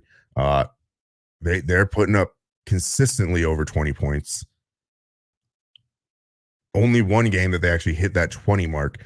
And you have the Cowboys who have not been a slouch on offense either. 42 for me is just way too low. So if I were to take an over under here, I'm absolutely slamming the table for the over. I mean, yeah, the Eagles are they're the fourth highest scoring team in the NFL. It's so low. I'm gonna have you probably put in a bet for me on the over. So, Alrighty. And then we have our Monday night game, the Broncos and the Chargers. Quick fuck you, update Broncos. here. Fuck everything about you. I can't, dude. I can't fucking do it anymore. I'm not watching this game. I cannot fucking watch Nathaniel Hackett just bumfuck his way into random fucking victories when they should absolutely lose because they have no idea what the fuck they're doing. Russell sucks. Well, I mean, they took a loss last week. I don't want. Yeah, I know. They suck. They fucking stink at football. Nathaniel Hackett stinks at fucking coaching. There is no reason this game should be a 4.5 point spread. I'm so tired of watching this goddamn Broncos team. This is what, their third primetime game already? It's way too many. It's way too many. I don't care. This is their third fucking primetime game, and they fucking at least suck. Third. It's rough, man. It is rough. The Chargers, even though it's Monday night game, Keenan Allen doubtful as of a couple minutes ago, which fucking sucks for me and my fantasy team. That sucks for you, but it won't matter. Because he seems like he's taking longer to get back from a hammy injury instead of Brian Robinson, who got shot in the dick a couple times, which is disappointing, but maybe that's just part of his age showing. Listen, when you got enough dick to get shot in your dick a couple times, you're a fucking man, all right? Yeah. But so right now the line is Chargers -4.5, over under of 45.5. I do have the Chargers taking this one. This is being played at home for the Chargers. The Broncos have somehow stayed in close games despite seemingly like they don't want to win games. And I place that heavily on the coaching staff because we know that team is talented. I feel like I'm a broken record saying this every week. Talented team, talented players. Russell Wilson looks fucking washed up. He had PRP injections in his shoulder is what he had done hurts, in LA. Yeah, very, very painful. Platelet rich plasma injections. The thing with this is that, so he has this shoulder injury, right? PRP injections don't take effect in a week. This is usually a 4 to 6 week process for PRP injections to start to show some positive healing effects. And that is with recovery, not playing professional NFL football. So I question whether or not the PRP injections are even going to take to start help regenerate and fix things. There's my girl. And Hannah, I'm sorry that I had to go in on your boys and trash your boys. Like most of Amber's family, actually, basically everybody in Amber's family is a Broncos fan. I have never been a Broncos fan. I hate them because I'm Browns fan and fuck John Elway. But like, I was excited for Russ to go out there and cook, and maybe they're going to be good and they could contend, and they fucking suck. I assume that Russ would still go out there and be at least average, at a minimum average. Which I thought we would see above average, but not elite. Yeah. And you've seen it with the Broncos before when they bring in like Peyton. He wasn't the Peyton with the Colts, but he was good enough. He was for 1 year. He was good for 1 year when he broke the record for passing touchdowns. But that was with a super good offense around him, though, as far as receiving talent. Yes. I mean, they were loaded. But look, this Broncos team is 0-2 away. This Chargers team is rolling. Austin Eckler is having himself, really starting to kick into gear now, both rushing and receiving, which has been great for my fantasy team. Herbert is still one of the best young quarterbacks in the league. The defense is hurting a little bit again. Bosa's, hurt and things like that. But this Broncos team, I just cannot trust them right now at all. They fucking stink. I'm going to take the Chargers money line because the Chargers have played closer than they should in some of these games to some teams. I am tired of seeing the Broncos play in primetime right now because I feel like they are not giving the fans what they should be seeing on primetime games. I don't expect the Broncos to win this one, and I place that heavily on the shoulders of that coaching staff. And honestly, I guess on the GM too, George Payton, who I love George Payton, former Vikings assistant GM, but going out and obviously the owners had to authorize this, and maybe it is the Walmart effect. They're really pushing him to do it, but that contract for Russ was just uncalled for. Should have rolled back the price. Unfucking called for. Like you had him under contract for more than 1 year. You didn't need to extend him. And now you're locked into old, seven washed years, up. right? I don't know. It might have been a 5-year extension. Well, a on top 5-year of the extension, couple but I that think he had 2 years left, right? Because Yeah. it wasn't, 5-year extension at Just a real $245 bad million contract. for 7 years total. Now I think is what it is. It's so bad. That's probably the worst contract in the NFL right now. Yeah, it's real bad. Next to Deshaun Watson's, maybe. Yeah, actually, We'll see what happens there. Deshaun's not playing, but if Deshaun brings the Super Bowl, everybody will be like, "Oh, that's fine." But yeah, the Broncos stink. They're fucking terrible. I cannot pick them. I will not pick them. And I'm so confident that they suck this bad. I'm taking the Chargers minus the points. I'm taking Chargers minus 4.5. That could easily happen. I want to see if the Broncos have another primetime game later on in the season. What I'm really, really hoping for, because they are allowed to do it now, is they can flex those primetime games. I hope the Chargers blow them the fuck out, and if they have another primetime game, that they get flexed the fuck out of it, so we do not have to see this awful fucking coaching staff just waste immense amount of talent and watch a guy who looks very washed up not play like a guy that I thought he would be. I can't watch him. Like, these fucking primetime games piss me off so bad so far.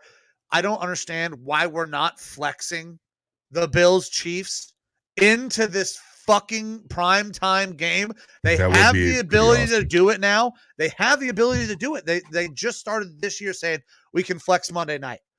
This is the fucking week to flex Monday night. Put the goddamn Bills and the Chargers on Monday night and take the fucking Broncos off of it. They suck. They fucking stink. Don't worry. I'm going to go this hard on my Browns in just a couple minutes, right after I take a piss and get a chew. All right. Well, I'm going to kind of slow roll it then, going back in time in our Sunday games. I will start off with my game being played Sunday morning. It is the Vikings going down to Miami to play the Miami Dolphins, who not Tua starting, though he's cleared the concussion protocol. Not Teddy Bridgewater starting, though he's cleared the concussion protocol and never was concussed in the first place. It's the new rules in place where they thought they saw a stumble. But our boy Skylar Thompson, K-State's pride, Skylar Thompson, starting for the Miami Dolphins. Now, if you recognize that name, Skylar Thompson is someone that I have been banging the table about as a guy who was a 7th-round pick this year. A little bit of an older quarterback. I believe he's 24 for a rookie, but put up pretty darn good numbers at K-State and had some scouts saying, hey, this guy's got potential to be a very top-end backup quarterback, or maybe even make his way into a starting job at some point in time. Well, Skylar Thompson, he's also the darling of the preseason, had a phenomenal preseason at quarterback for those Miami Dolphins. He is the starter for your Dolphins this week, and I'm really excited to see him play, even though it is against my Vikings. Right now, the line is Minnesota -3, and that's moved a half point here or there. Also an over-under of 45.5. I'm going to throw some stats out real quick here. Since 2018, the Dolphins have the best home against the spread record of 24-11. They're also 10-3 against the spread as home dogs. Cousins, on the other hand, is 3-8 against the spread as the favorite against a team with a 600 or better winning percentage. So this is stat-wise leaning for the Dolphins.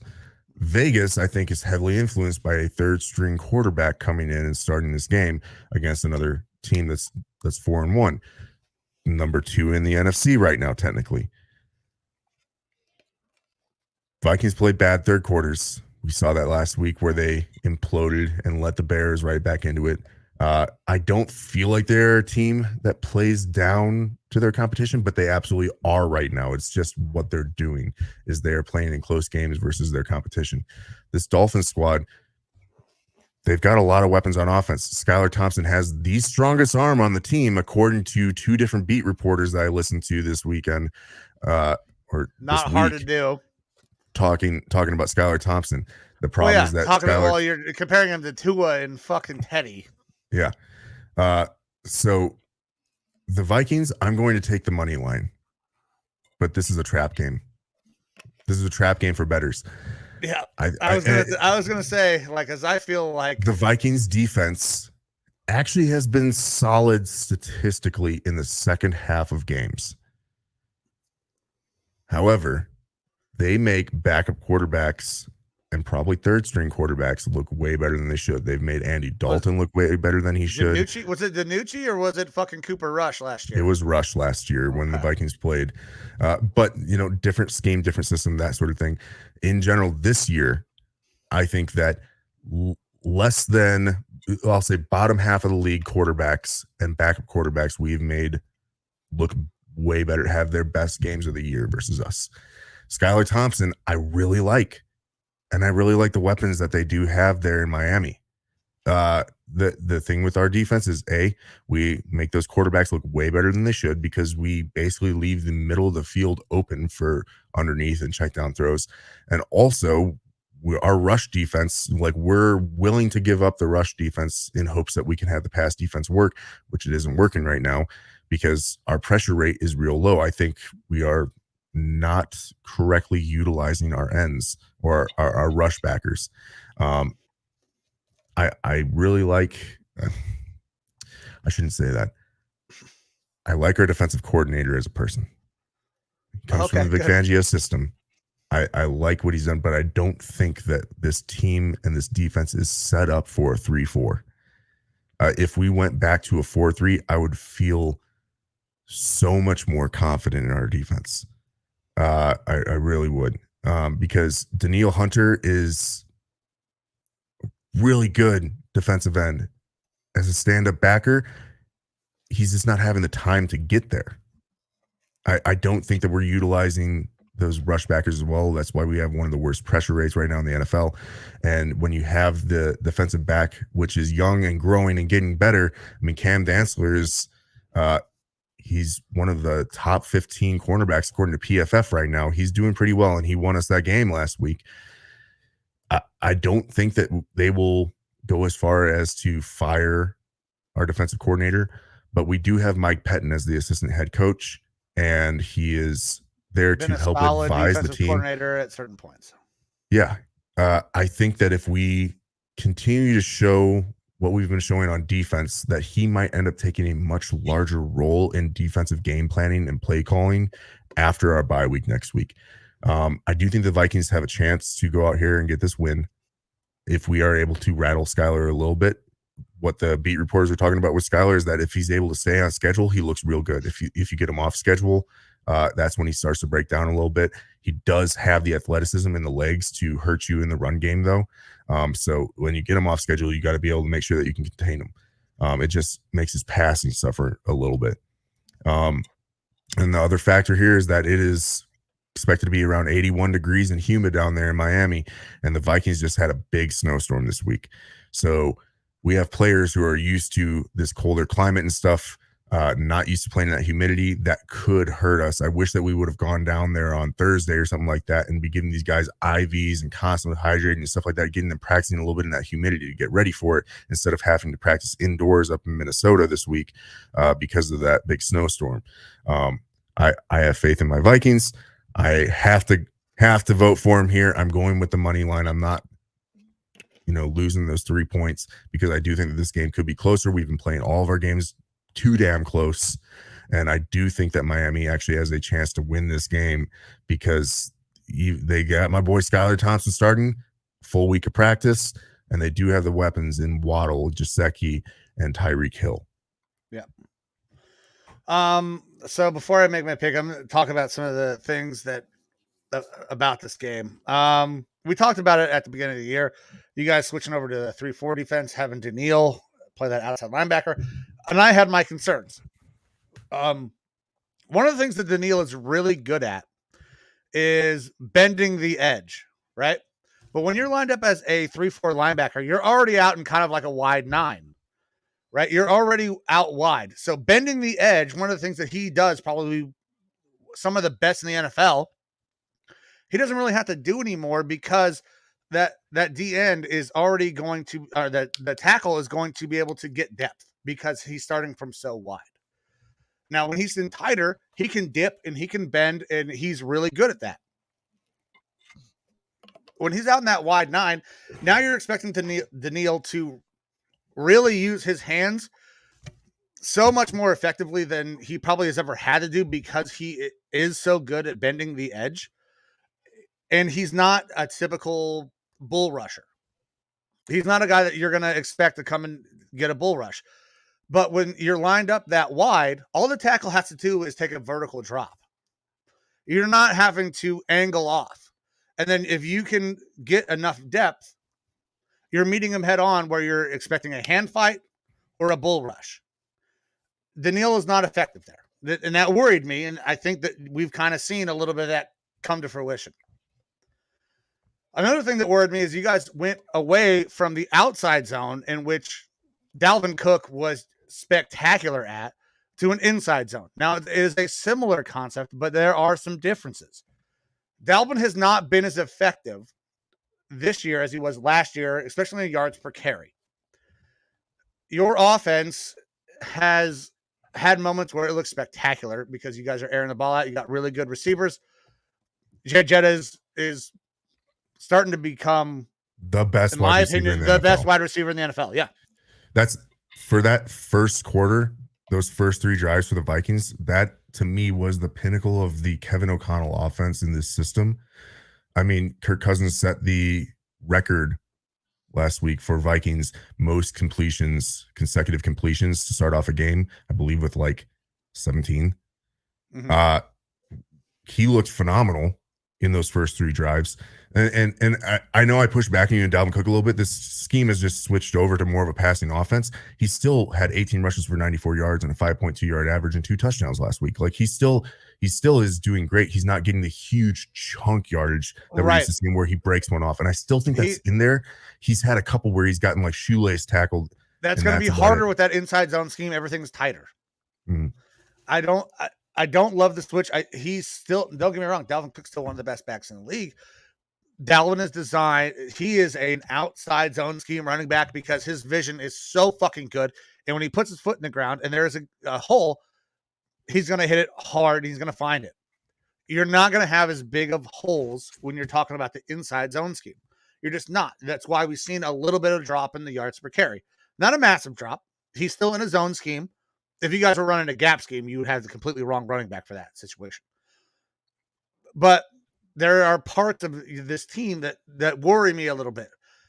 That pass rush has not been as effective as I thought it would be, as you thought it would be.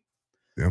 And your back end worries me, especially against guys like Tyreek Hill and Jalen Waddle. You guys don't tackle great in the secondary, especially out of the corners. Your safeties are pretty good, but anybody out in space against those corners is absolutely cooking them right now. And that's my fear is that. So with Tua and Teddy, Miami's had to run so much more of an underneath passing game, which is an area that we are weaker in, or we're allowing those catches to happen. When you put in a Skyler, he can throw the ball a lot further. And that's where I think defensively, they're going to play their defensive backfield a little bit deeper, which is going to open up the underneath even more. And then it's really going to allow them to get yards after the catch. Yeah, that could really torch us. But on the converse side, if we play them a little bit tighter, looking for that underneath stuff, which has been what's been eating us, then they're just going to switch up and be like, we got a guy that we've been game planning for a week that's got a stronger arm, and he can huck it down the field, and we could get burned. So I don't love this game for you guys. I don't love this game for you guys. Yeah, I'm worried about how the defense is going to hold up against these receivers with a quarterback that I think has some talent to him. It's going to be, can our offense keep pace? Yeah. Which I think the Dolphins actually have a good defense. They statistically have not been doing great as far as getting sacks and stuff, but their pressure rate is very high. They do have a pretty damn good front four, a pretty good rush. And the one thing that messes up the Vikings offense is when you do send blitzers. Like, I would be blitzing all the time against the Vikings if I was a defensive coordinator, because that does seem to fluster that offensive line. Kirk Cousins is not the best under pressure. When you bring that pressure, you are creating openings in the receiving depth. Are you able to find it? And so far, he really hasn't been able to this year. Things are starting to click better. Those are the keys to success if you're playing the Vikings, to me, is you are going to get your yards in the run game and the underneath pass. And then on defense, you got to just be sending the blitz all the time. We'll see. I think Mike McDaniels is a very good coach. I think that he has the capability to dissect that and figure it out. I'm going to take my Vikings with the money line, but I don't blame anyone for taking, the Dolphins plus the points here. I'm going Miami plus the points because of the things that I talked about that worry me on your team. I think the Dolphins are drastically improved. I think that Mike McDaniels is a fantastic coach. He's going to be in that conversation, I think, for Coach of the Year.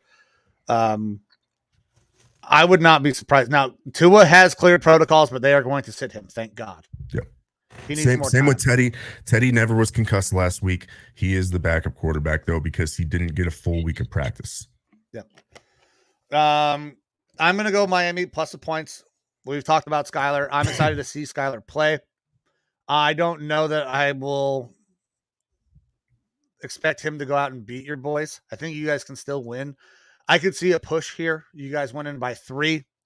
But I am going to take Miami plus the points.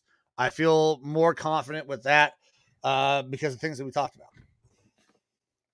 Absolutely. All right. So our next game is your game here is going to be played in Cleveland. Are you going to be there? I will be there. I will be selling 50-50 raffle tickets. All right. So this is the Browns and the Patriots, both 2-3 teams.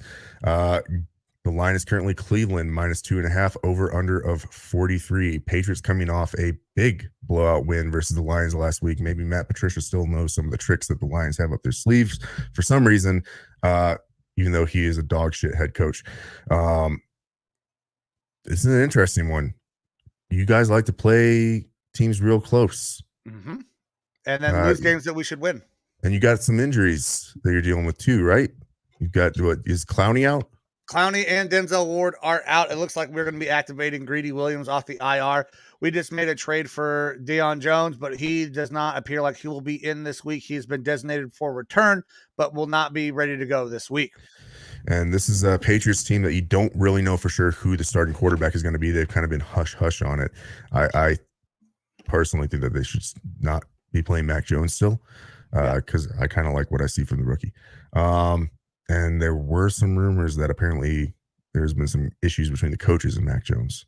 That would not surprise me. The fucking Browns stink, dude. It's so frustrating when you see that much talent on a field. It's like watching the fucking Broncos. When you see that much talent and there are just massive miscues late in games, bad decisions in terms of play calling and personnel late in games. We were gifted a win last week. We should have won last week. You guys have I just talked about how the Chargers are way better. The Chargers use analytics too much. They get to a point where they think that they're smarter than the game with their analytics, and they do something that they shouldn't do. They did it last week. They handed the Browns a fucking win. And what did we do? Gained no fucking yards because we didn't have Nick Chubb in the game. And then we missed a kick. A lot of people, Browns Twitter, going after Cade York for missing that field goal. It's a 52-yard fucking field goal, guys. Like, I don't know what you were expect. Like, he's a rookie kicker, and it's 52 yards. The make percentage on 50-plus yard field goals, I believe, is under 50% in the NFL. So at best, he had a 50-50 shot to make that field goal. Just because he made a 58-yarder before doesn't mean you're going to make fucking 52 every time. That's not the way shit works. Oh, he's done it from 58. He's done it from 63. He's done it from... That's not the fucking way the NFL works. But we were still handed that game on a silver platter by the fucking Chargers going for it on fourth down. Should have won. Make that kick, we win. If we get some more fucking yards there, we win. Because now we're not having to kick a fucking 50-plus yard field goal. I do not understand the personnel groupings that we're doing on the Browns. Some of it has worked out really great. Like second, third quarter, we look really fucking good for the most part. We're finding matchups, and then in the fourth quarter, we absolutely fall flat. The defense has massive miscommunications. The coaching staff has said that they're going to try to simplify the system. No more 2 calls coming in. We're just going to go with 1 fucking call because guys are getting confused. We are at a loss right now in terms of what our identity is on defense. We don't know if we're playing man. We don't know if we're playing fucking zone. Our middle linebacker play has been terrible ever since we lost Anthony Walker. Deion Jones is supposed to improve that, but we won't have him this week. We got guys running around like they're lost in space. In the NFL, if you have anybody lost in space, you're fucked. Somebody's open, guaranteed. Like you cannot have those giant mental lapses, but we continue to have them. The Patriots are coming off a massive win. They are, I'm probably sure, feeling high on themselves, but I still don't like their offense. I don't care what they did last week. They were helped out by really a lot of field position, time of possession. We're not very good right now, and that's why I'm taking the Cleveland Browns on the money line. I can't not do it. I have to go with the Browns on the money line. We played every team close. We just have to fucking hone in on the things that we need to do in crunch time. We have been so bad in crunch time. I think Stefanski is a good coach. I don't think Joe Woods is a good defensive coordinator. Nick Chubb needs to be in late in the game. We need to, and I talked about it a couple weeks ago, Nick Chubb needs to reduce the amount of carries he's got. He is being overused right now. And he's being overused through quarters 1 through 3, and we're not using him appropriately in the fourth quarter. We are giving him so many carries throughout the course of the game that we cannot use him in the fourth quarter. We need to utilize Kareem more throughout the game. We need to get Dearness Johnson involved in our game plan. I'm going with my boys on the money line. I think they can win because I don't think the Patriots are very good, but we have so many fucking issues that we need to correct very quickly. But I'm not going to get off my boys just yet. I'm going to stick with my Browns on the money line because I don't think there's any way that we can cover because we find a way to play teams way closer than they should be, and we suck in crunch time. Yeah. And like you brought up Nick Chubb right now, he's at 98 carries through 5 games. That's, putting him on pace well over 300 carries this year, which is always a litmus test for how much a running back can degrade going into the future. So that's kind of rough. I think that this is going to be another close game because you guys do play teams very close. The injuries on your defense and the way that the defense that kind of been underperforming is what's going to make me lean Patriots plus the points here. And of course, I guess you got to throw in there that Robert Kraft got married to a much younger woman over the weekend. So, or in the last couple of days. So, they're going to be riding that wedding high, I guess, put into this game. So I'm going to go with the Patriots plus the points here. And I do not blame you one bit for doing it. I think that this is going to be a run-heavy game, though, for both teams. I think you're going to see this will be a very fast game. A lot of Ramondre Stevenson, and then a good, healthy mix of Kareem Hunt and Nick Chubb. Well, if we don't get a healthy mix of Kareem in there, I think that we lose because we won't be able to use Nick late in the game like we should be using him. The fact that he wasn't in when we had the ball at like our own fucking 45 with a minute something to go, like Nick is averaging over 6 yards a carry. That's who has to be in the game in that situation. 6 yards, 10 yards, first down there. And then I'm burying Cade for not making a 42-yarder, a 45-yarder for choking in that situation. But 52, I'm not gonna bury a kicker for missing a 50+ yarder. I can't because they're not automatic, even though everybody likes to think that they are because somebody made one time. That's not life. That's not true to any of the statistics you could possibly look up about field goal percentage from 50 plus yards. So we have to spread the ball around more throughout the game and make sure Nick is ready to go and available in a late game situation, because he's our best offensive player.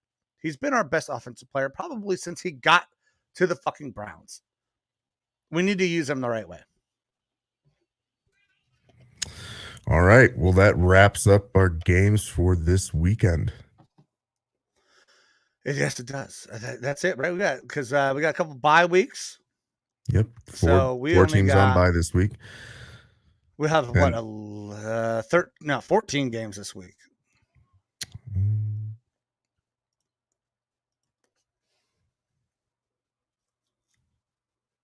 13 games plus the one that was already played on Thursday. So yeah. 14. So, alrighty. Well, I need to get some good ones. I need to get that fucking percentage over 500. There's a couple snoozers, a couple, like I said, I'm riding the Jets versus the Packers there, and the Jags versus the Colts, which is such a weird statement to say. This time last year, I'd be like, man, I really need to get off of the drugs. And then you've got, a fantastic game in the Bills and the Chiefs, and a pretty damn good Sunday night game there versus the Cowboys and the Eagles. So you've actually got some pretty good stuff to tune into this week. You're a big very good weekend of football. Very good weekend of football. Yeah. Unless you are a fan of, the Commanders or in the teams that played earlier. In the Commies and the Bears. Yeah, that was a terrible, terrible game. All right, man. Well, you ready to wrap this up? Yeah, let's get the fuck out of here. I got to start making some note cards so I can get to studying for these. Not too many vitamins now. Oh, no. We'll be holding off on the vitamins until much, much later. They could maybe help with the creative process, I guess. Yeah, man. Depends on if you need to be creative.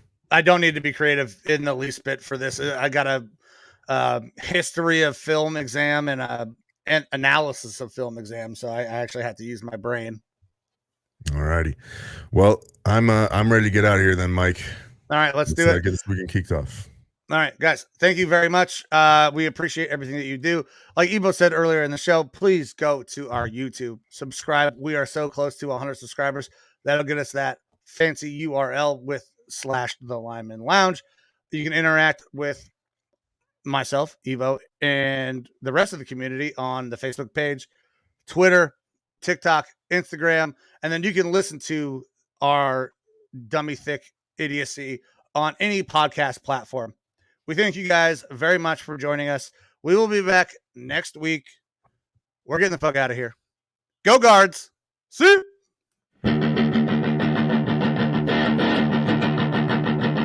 Welcome to the Lineman Lounge, hosted by Mike and Evo, calling their shots and being outlandish.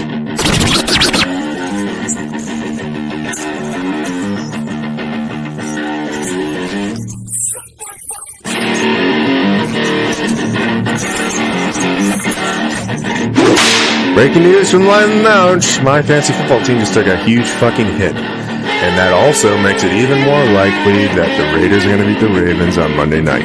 Le'Veon Bell is about to be your starter. Latavius Murray is going to go there as well. Jesus, fuck my ass. Get ready for the thickest podcast in the game. Coming to you from Hangar 6, where sleeves are off.